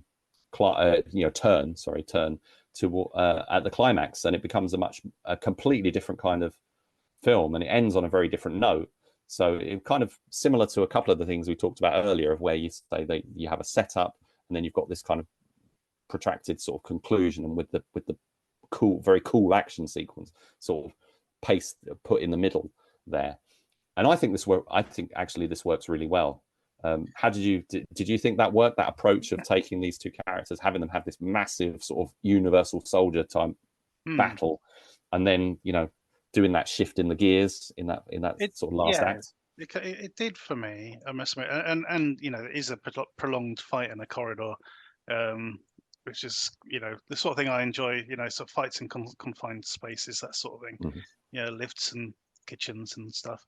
I don't know, the tone of it I wasn't entirely on board with for some reason. I'm not sure why. But yeah, it for me it didn't work as well as some of the other ones. I always think it's interesting when they're trying, they're taking these kind of action people, say like Gabriel, very imposing guy. They're trying to do this. He's very dangerous. Doing the joke, but then sort of saying, no, actually, we're going to use this as an opportunity not just to showcase some really cool action. We want to see you act in this. We want to do like I think that's what they've tried to do. They've tried to cover both bases. They've tried to say, we want to make something that works really well as a showcase of action capabilities, but also dramatically as well. And I think I thought it worked pretty well, and I kind of like the sort of the way it sort of sideswiped in that last act. I thought it was quite a bold move to take the story in, and it does feel like a completely rounded film. Say some of these they do feel like snippets or shots or whatever, and sure. I always appreciate when a film is quite fully rounded. It's not a proof of concept. It's not it's not just a snippet of something. It's something like Chopsticks, where you've got something very, it's a very clear story that they're trying to tell, There's a very definite ending, and I really like this. This one, so this is actually one of my favorites. I've watched this a couple of times, and I hope I'm really excited for other people to see it when it's when it does get its official release. So please do keep an eye out for it. Indeed. Okay, I believe that's the end of this segment. It is. Cool. In a moment, we'll be talking about some science fiction. Okay, let's dive into some flights of fantasy with some sci-fi. Rich, where are we going first? Well, at the most recent Fighting Spirit Film Festival, I'm going to keep mentioning Fighting Spirit because it's a very fundamental thing that sort of underpins all our stuff on the DTV Digest short shots. We saw both a short film and a feature film by an Iranian filmmaker, or Iranian Finnish filmmaker called Ramin Sohrab. He's Iranian. He's Iranian, but he was raised in Finland. He works in Finland. That's where he's based. This is a film that he made called We Are Home, which is another film that sort of feels like it's a proof of concept, but it's not really, because it's what they describe it is, what they call it is a lens test. It's a promotional film for a camera lens made by a company called Zine. So it's the Zine Meister. It's a Korean lens company, I believe. And the concept of what they were asked to do was to use the camera to showcase, in all these different kind of circumstances, and sort of put it to the test. And so we've got interiors, exteriors, different lighting, all that sort of stuff. Yeah, all different scenario, action, sort of fast paced, slow paced, all these different kind of situations, and they've constructed this narrative for that reason. That's the motivation. That's the reason for it. So a bit like an advert, but what Ramin has done is he's because they brought him on board. He's written and directed and stars in it. He's a very good guy with all these things, very good with action and stuff. So they've made an action piece which has a bit more going on as well, but it's it does sort of feel like it's leading into something, but I don't think it is. I think it's purely just to sort of test those things. The cinematographer is an Australian called Mark Hobbs, who was the cinematographer of Layers of Lies, and he's got there's a making of about the film where he's basically leading the show, because this is all about testing a camera. So who's going to be in charge? It's going to be the cinematographer. So he and Ramin work together to put these concepts and stuff together.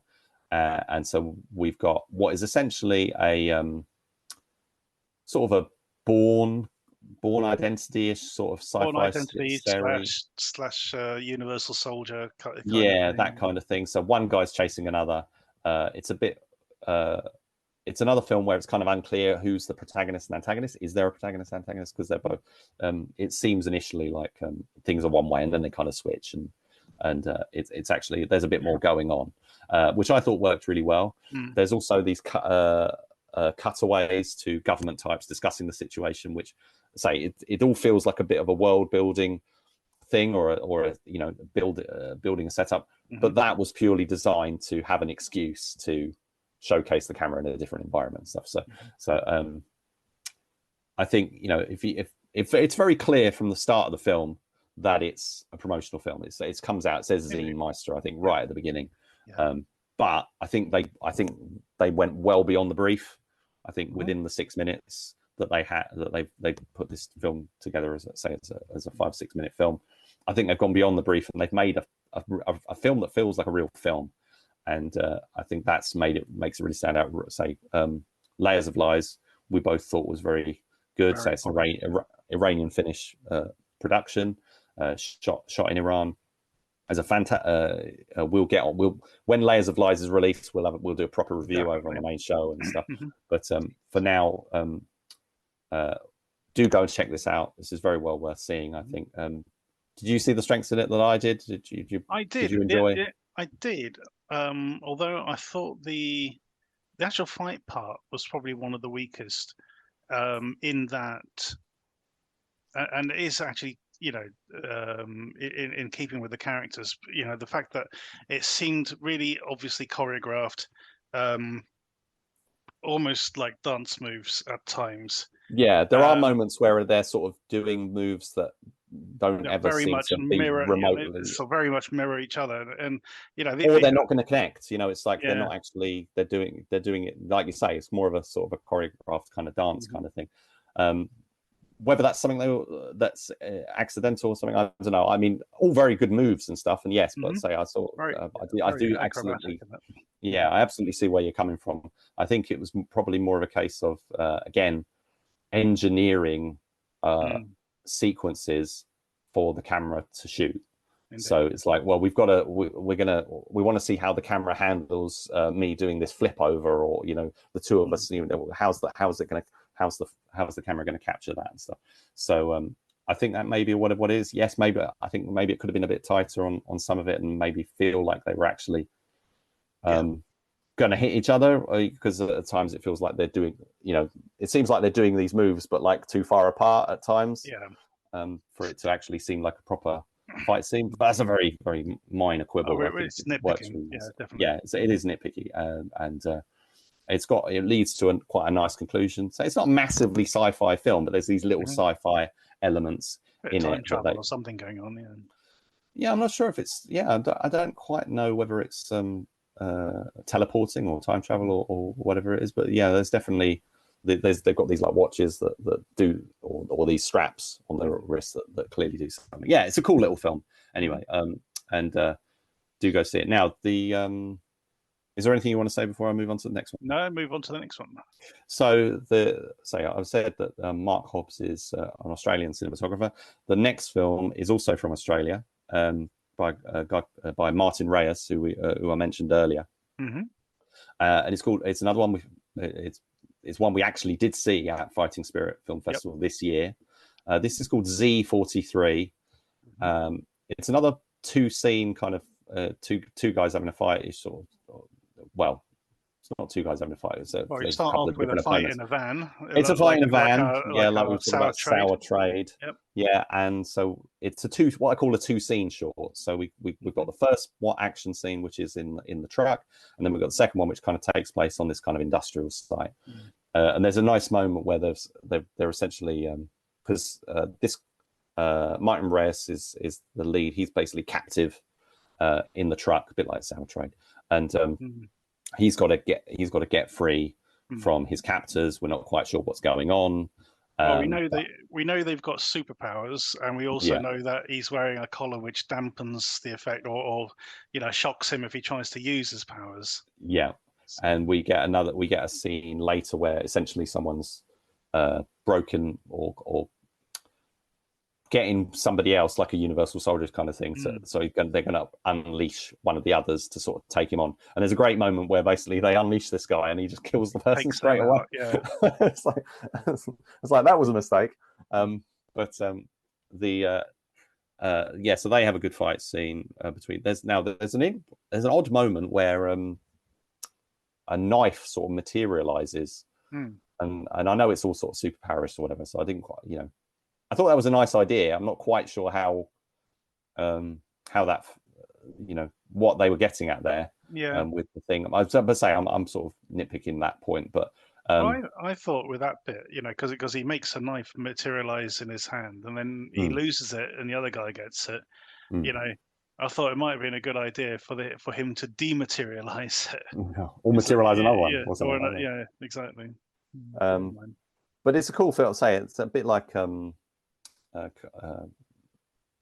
was the other one? Say they're talking about the Inner Demon one earlier, where they kind of do these visual effects. The visual effects here are better, obviously, because this is slightly high. This is a high quality production, more polished. Yeah, Martin Reyes and that they've done a lot of stuff over the years. They're quite experienced compared to those other guys earlier. But the visual effects are still just on the sort of weaker side, but they've added it in. And I applaud the ambition and stuff, and I think this is a really good little film. I've watched it a couple of times. It played really well at Fighting Spirit.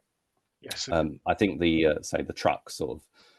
I think I preferred that first fight in the truck, because I think, like you say, those enclosed spaces they work really nicely. Whenever I see something like that second scene on the industrial side, I always think of Drive. the Mark Dacascos film, because there's a whole sequence that takes place at a very industrial location in that film, and with some really memorable moments, and kind of I always think of that setting. That is something I was reminded of in this sort of thing. The film has quite an interesting look to it visually as well. So it's sort of like I don't know if it's grading and whatever, but it's quite colourful compared to, say, like We Are Home, which is more sort of more dour sort of colours. And that this one's quite warm. There's a little bit of motivation for the character in, that we learn that there's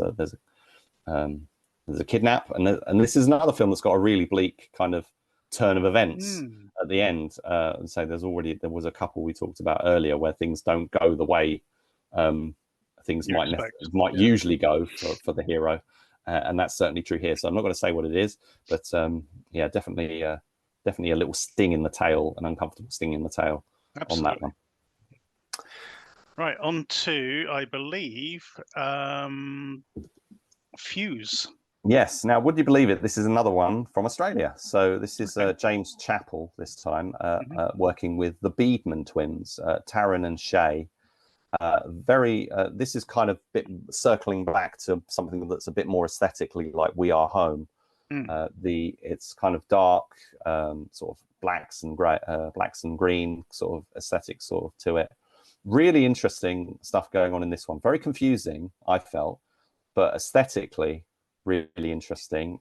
Very visually striking. Really good action choreography by Igor Breakenback, and some really I mean, we could have talked about this one under the In the Mind grouping as well, because absolutely it starts off with this moment of sort of introspection of sort of fighting your own doubts and fears, sort of being manifested, that sort of thing.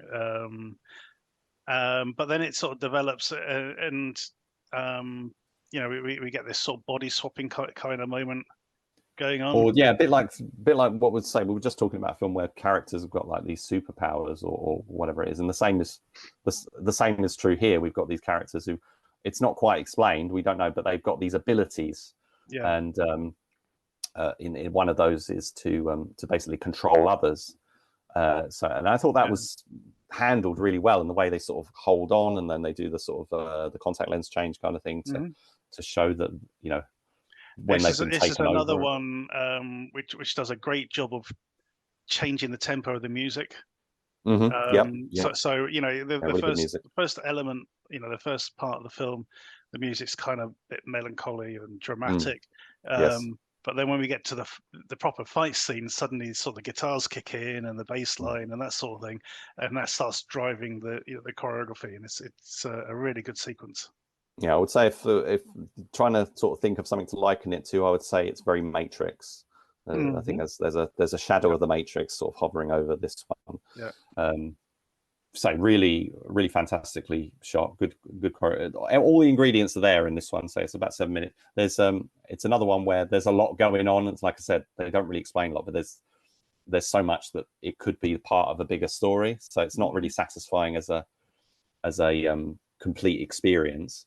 It's more of a case of things are kind of led as a where's the story going to go now kind of thing.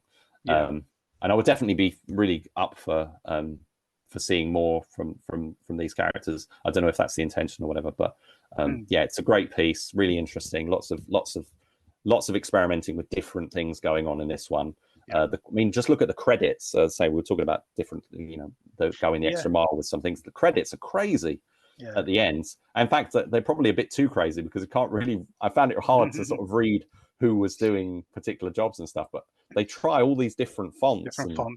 Yeah, it's a bit like the recent Spider-Man cartoons. Into the Spider-Verse. Spider-Verse, Cool. Do they do credit stuff on that then? Oh yeah. Okay. The animation style is it chops and changes all over the place. Right. Okay. Sometimes even depending which character you're following, it's really, really interesting.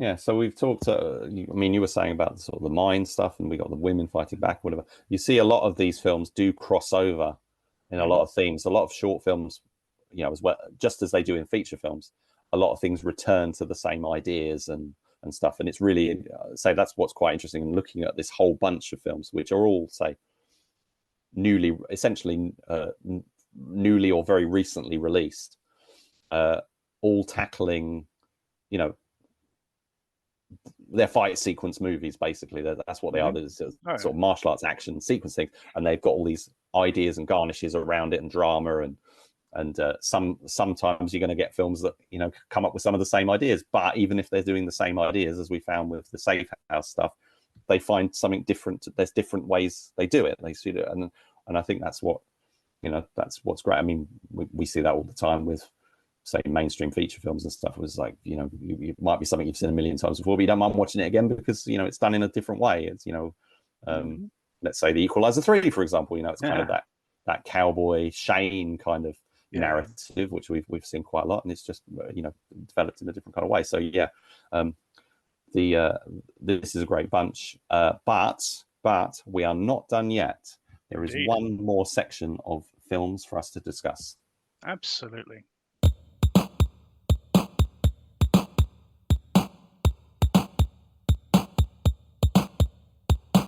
Awesome. Okay, we're moving on to, what do we call this one, Rich? Well, we've kind of called it Revenge and Rescue.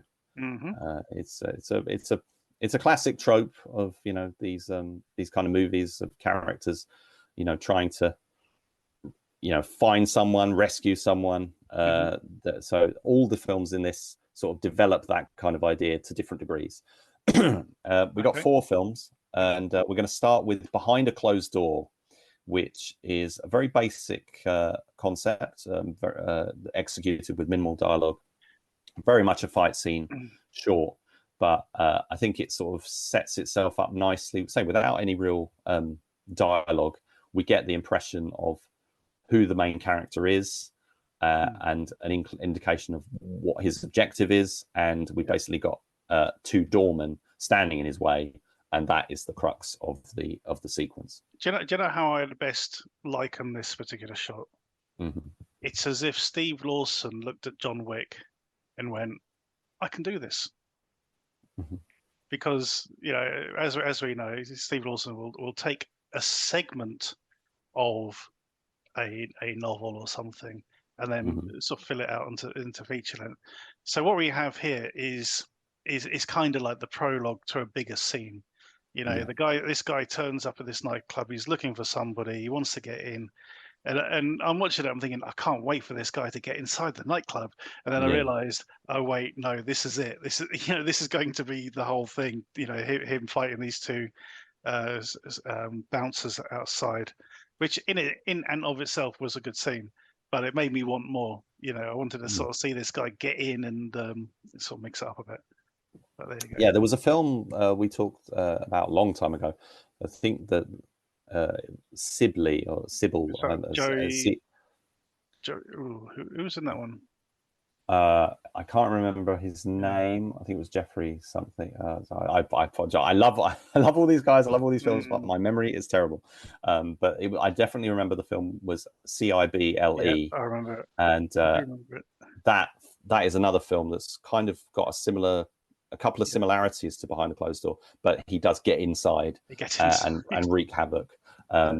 So that would work really well with this. So this is the protagonist on this one is a guy called Mark Krisk, and he's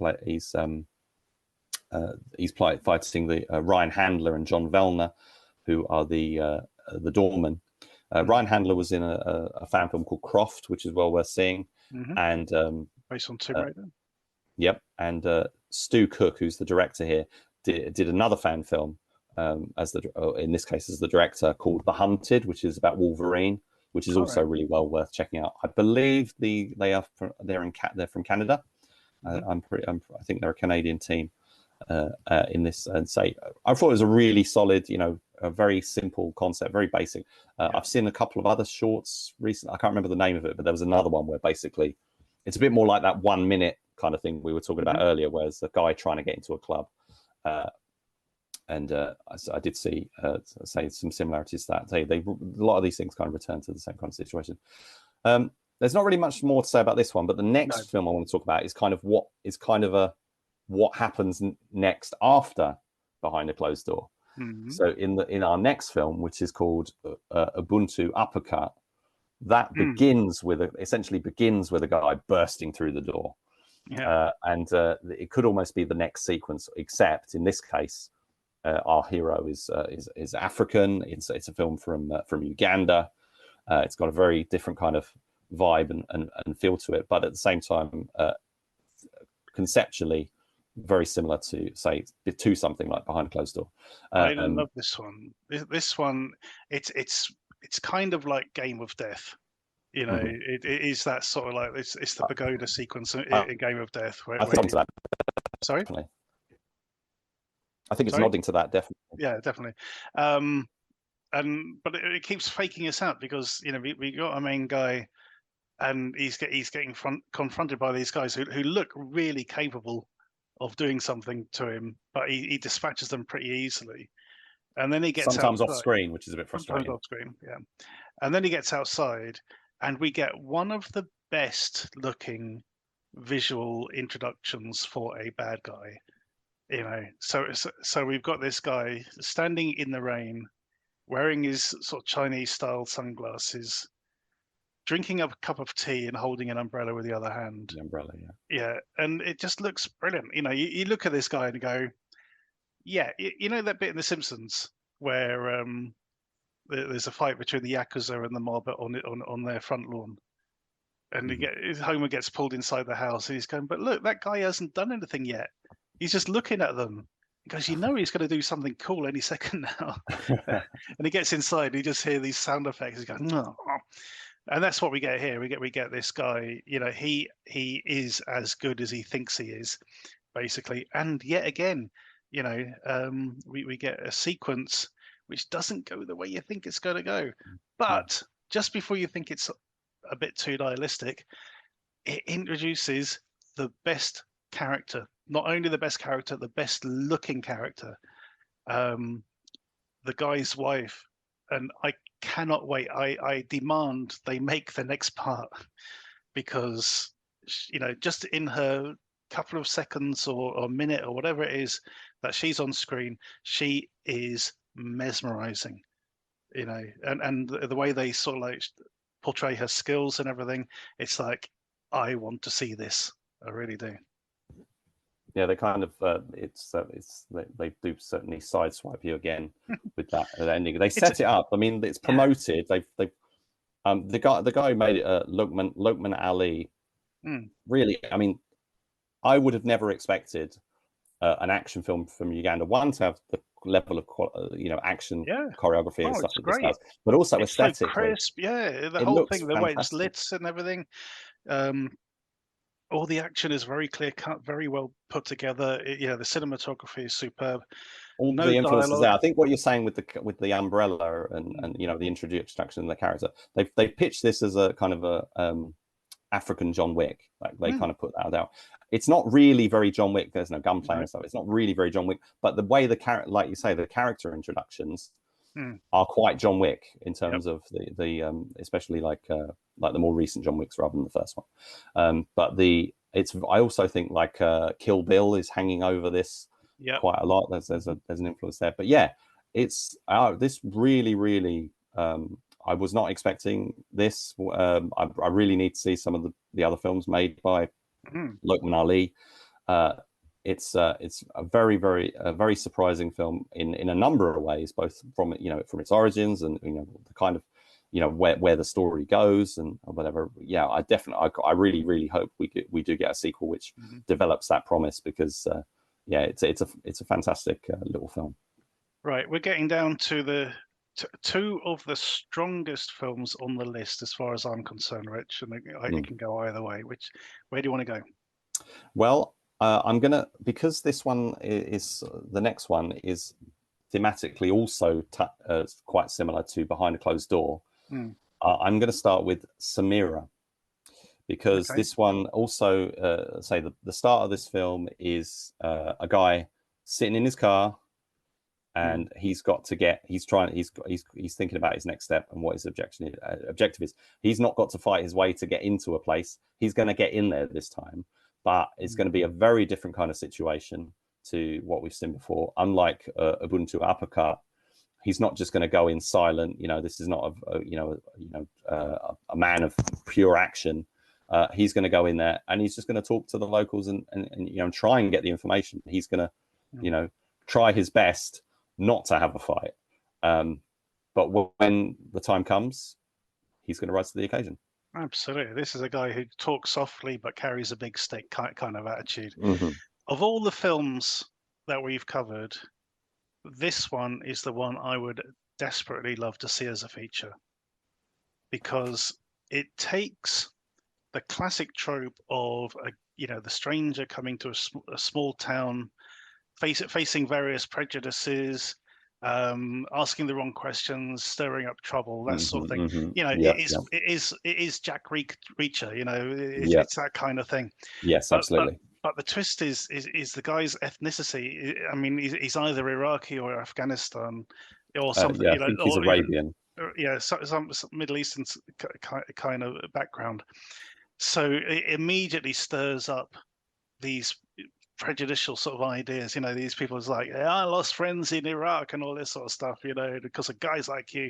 So he's facing that sort of level of prejudice and dealing with it with aplomb. You know what I mean? He's doing his best not to have to do anything, because he knows that there's a whole lot of baggage that comes with it. And it's a really, really interesting character piece on that level. And it's a fight in a laundromat, which is great. Eventually get there. But I think the characterization, I think the concept is superb. It is ripe for a feature, I think. Yeah, it's written by a guy called Jaron Bray, who I also think is sort of in the stunt community. He did a film called Ride Share, which is also really worth checking out. There's some interesting story stuff as well as action going on in that. This one's he directed that one. This one is directed by misplaced the thing. William Carnahan. William Carnahan, and it's much more of a, like, I think Jack Reacher is a good comparison, because it's more of this dramatic action kind of film, and it's another one where the action becomes, it is the culmination, it is kind of the climax of the film in this case, but it's not the be all and end all. Now, what's the one thing that's sort of dissatisfying to me is that although it doesn't feel like it's a film set up as like as a proof of concept or anything, it doesn't have any kind of conclusion really, because he's going in to get information to find his sister, I believe. Yes, and that's right. She's kind of the motivation, but there's not much more than that. They don't really do anything there. There's no point of him actually getting to the next step or finding her. There's no satisfying resolution in that. So they introduce that as they introduce her and sort of hear her voice a little bit, but then it's kind of almost forgotten about, because it's it becomes just about the action scene. I think I would have liked to have seen a little bit more at the end, where they were sort of took it maybe a little bit further down the road. But it's good. So what you're saying is it left you wanting more, Rich, is what that's well, it did. Yeah, it did. But I don't know if that's the thing. I'm not sure if it's whether they intend it to do more, because it doesn't, although it's inconclusive, I don't get the impression that they're trying to sell a bigger film. Right. Maybe they are. Maybe I'm wrong about it. But it's sort of that just sort of leaves that sort of thread hanging just a bit more than So Ubuntu Uppercut ends on a cliffhanger. That's completely unresolved. But it sort of gives us something to. There is a climax and a sort of a twist. Whereas this one is kind of just like, okay, he hasn't quite got what he wants, but we saw a nice fight. But it's I don't know. I think it does sort of like lead into, because he sort of basically tells them where he's staying, which means he's going to be inundated with bad guys, basically. I think there's definitely. I mean, you could take. I mean, the hero is so not very clearly defined.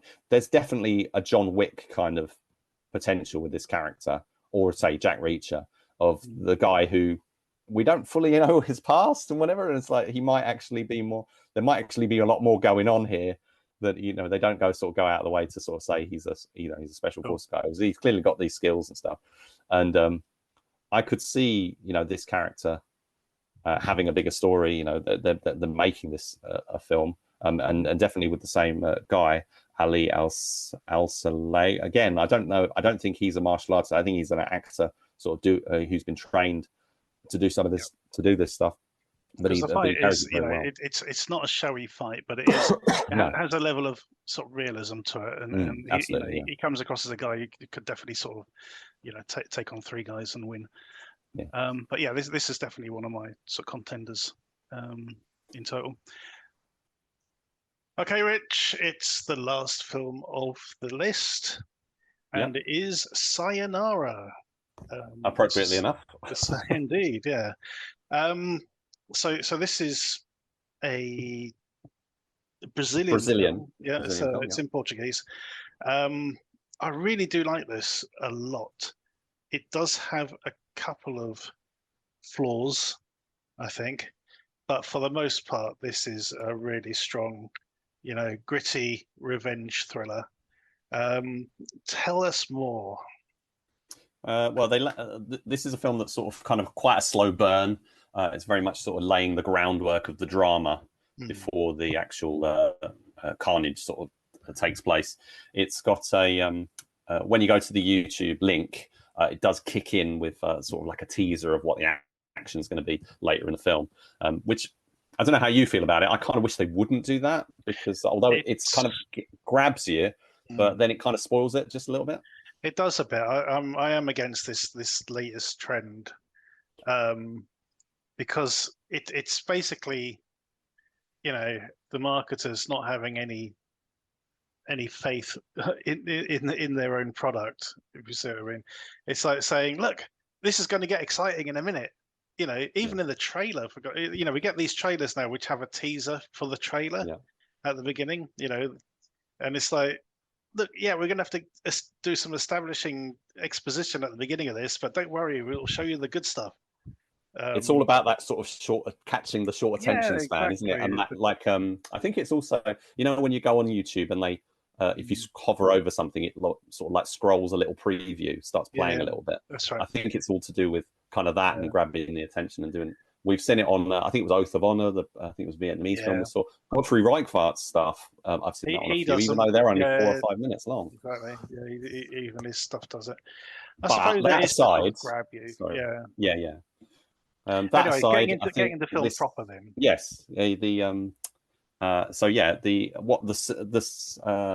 We find this young woman grieving. Basically, there's nothing really established at first. It's very slow. We don't. It's a film that doesn't really have any dialogue for the most part. I'm not sure the heroine ever actually speaks. I can't remember. I think she exactly. I think she's having a conversation with her boyfriend leading up to the inciting incident. Right. Okay. Yeah. So she's basically So then we get a flashback later on, which establishes what happened, and essentially they were, they crossed paths with a group of fairly racist, bullies, and her husband is beaten to very severely, very brutally, very brutal beaten to death, and that scene itself is. I was a bit disconcerted, not by the the language and the slurs and that sort of thing, obviously, but they're in the car and this guy approached them and he's cut and the guy never actually really sort of defends his wife. It's sort of like it's left. He's very, very passive. He's almost completely passive, and he gets upset about the slur. Yeah, it's not when the guy's sort of like, it's not like a, get away from my wife, what are you doing kind of thing, when he's sort of like sleazing on her. it's just the slur that is this sort of thing that prompts him into action, and is actually what leads to the thing. But anyway, I don't know why it was that way, but that's the way it is. That part of it sort of didn't quite work for me. But boy, you know, that things get brutal from there, and after that we get the development into the actual the sort of mission of vengeance part of it, where she's actually sort of getting up. It reminded me a lot of Korean sort of vengeance kind of movie, lady vengeance kind of stuff. And I thought even something like the Villainess as well. You know, there's a little bit of that sort of neon aesthetic that comes in at the end with the whole nightclub sort of beatdown, you know, action sequence that happens at the end. Yeah, what did you think? I really liked it once it got to that inciting incident and went forward. The grieving bit at the beginning, I don't think it was really clear enough as to what was actually going on. You know, there's a lot of faffing around, a lot of very useless sort of flashes of the past and that sort of thing. It's nothing that you can sort of grab onto to sort of go, right, I see where you know what sort of headspace is in or anything like that. However, you know, we can see her training, which funny enough reminded me of Silent Night a little bit. It's one of the things I love about the trailer for Silent Night is the fact that, you know, he's this mild-mannered guy, but he trains himself to be a badass sort of thing, you know, which I thought was great. And that's what she does here. You know, she goes out of her way to sort of learn how to box and that sort of thing. There are a couple of other niggles. There's a little bit where somebody turns up at the house, and you're like, well, okay, well, who's that? Because he's never seen again or has any context whatsoever, which is really silly. But yeah, How did you? Go on. No, sorry, go on. I'm going to say that, yeah, the whole sequence, you know, the second half or the final act, starting with the fact that we don't see the first kill. It's all done in the bathroom, and we're looking at it from the main heavy's point of view. He realizes something's wrong because this guy's taking ages in the loo, and he can hear things, you know, behind the sort of the music in the nightclub. He can hear stuff going on. And then she comes out, which I thought was great. That whole sequence, superb. Very John Wick as well. I thought it's like elements of that.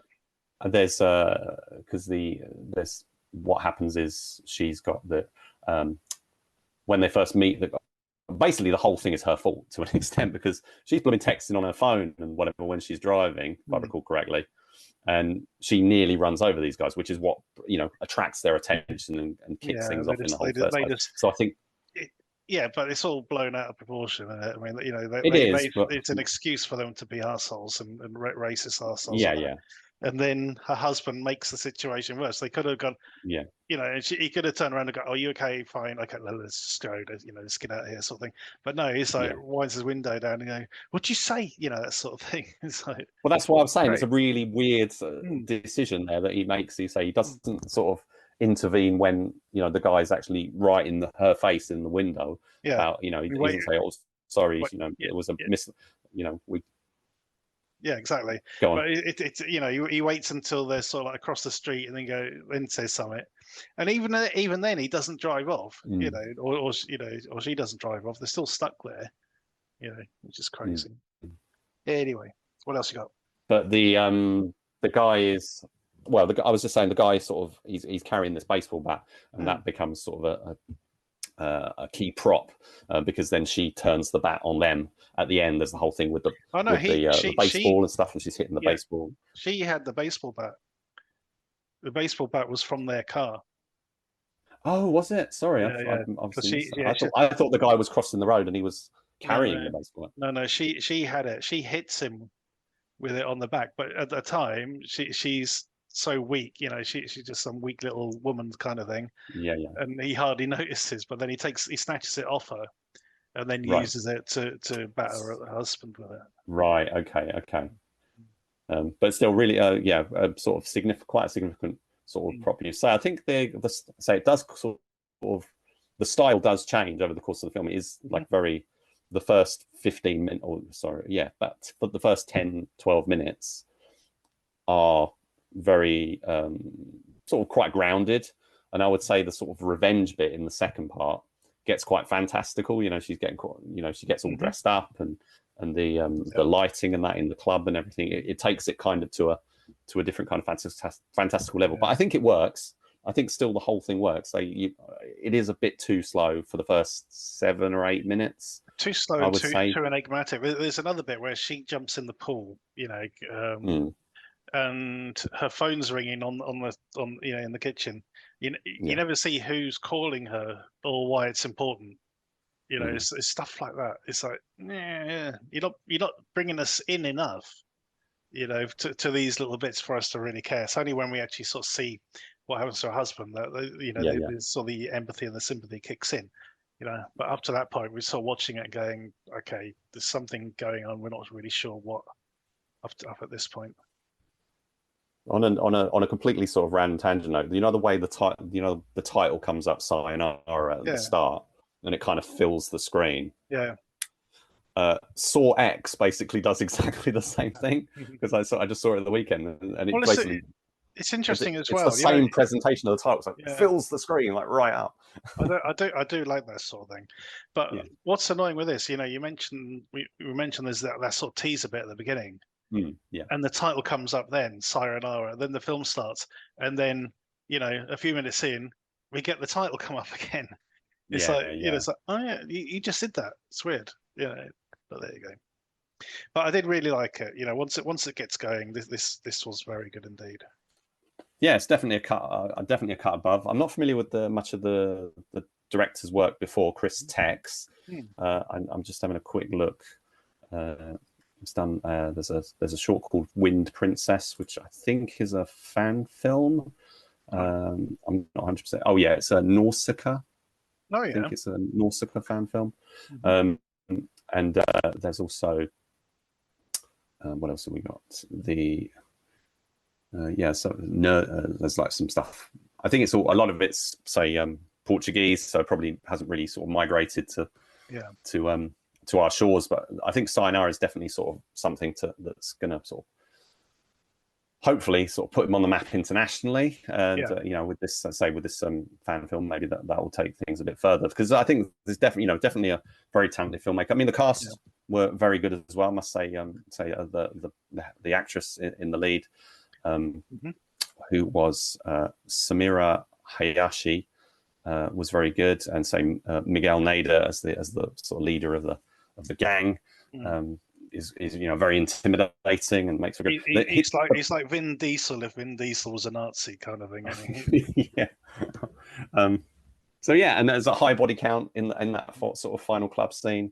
You know, it's not a one-on-one kind of situation. The violence in this is on a level to the film Insane that we covered earlier.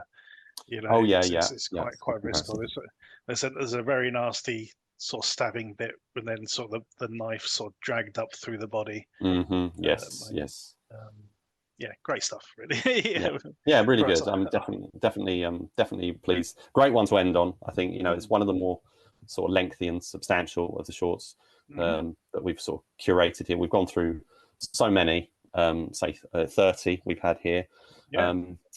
What have just before we sort of wrap it up, what have you sort of, you know, what would you say of your favourites of the ones that we've covered, if you can remember through all of them? Well, I mean, I think my top two are Bounty and Samira. So they really did it for me. Bounty because, you know, partly because of the music, partly because of the way, you know, they choreographed the film to the music, and just the sheer energy of what they actually, you know, pump into it. It gets my vote. But also, as I said earlier, you know, Samira is the one for me which had the best narrative. It's the one that I would love to see extended. You know, we've seen this set up so many times. You know, the sort of the stranger walking into a small town, meeting a certain level of prejudice, that sort of thing. But I don't think we've had it yet, where it's like somebody from Afghanistan or Iraq or, you know, somewhere in the Middle East, and having to deal with that and at the same time deal with some scumbag criminals. It must be so difficult to sort of move forward through all of that to achieve his objectives. So yeah, I'd love to see that being blown up to a feature. And then thirdly, I'd say Agent Red 2. Oh yeah, well that's what I was going to say. Agent Red 2 is one of my sort of key picks.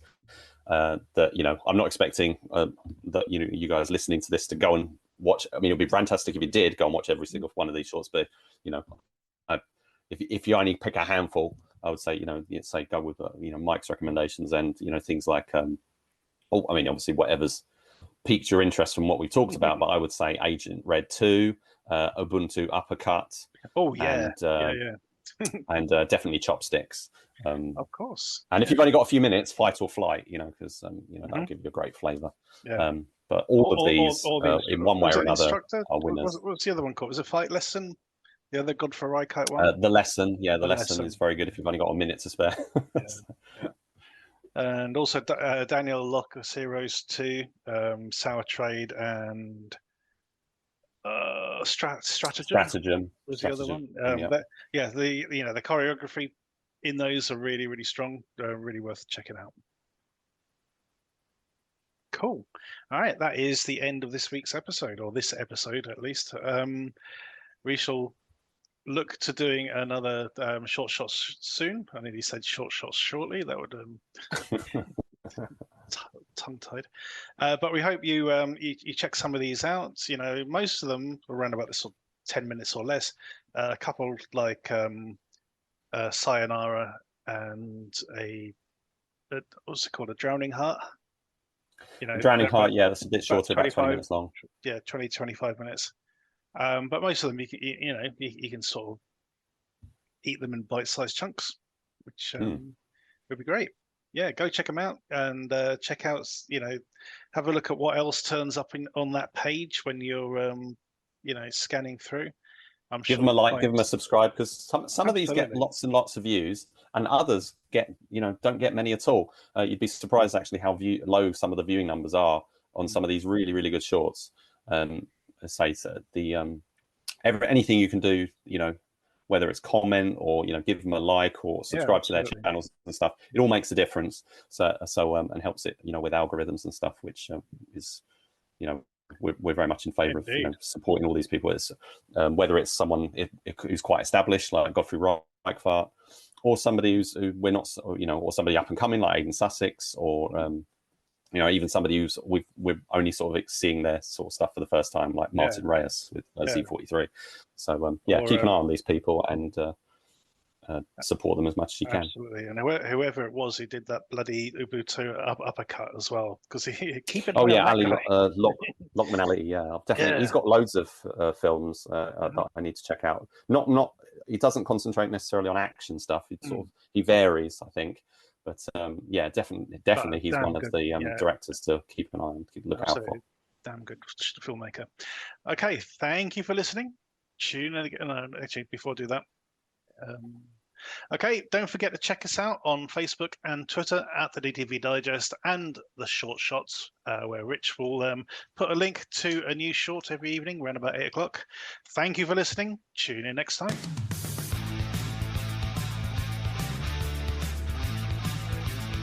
Thank you for listening to the DTV Digest. Let us know your thoughts in the comments and tune in again next time.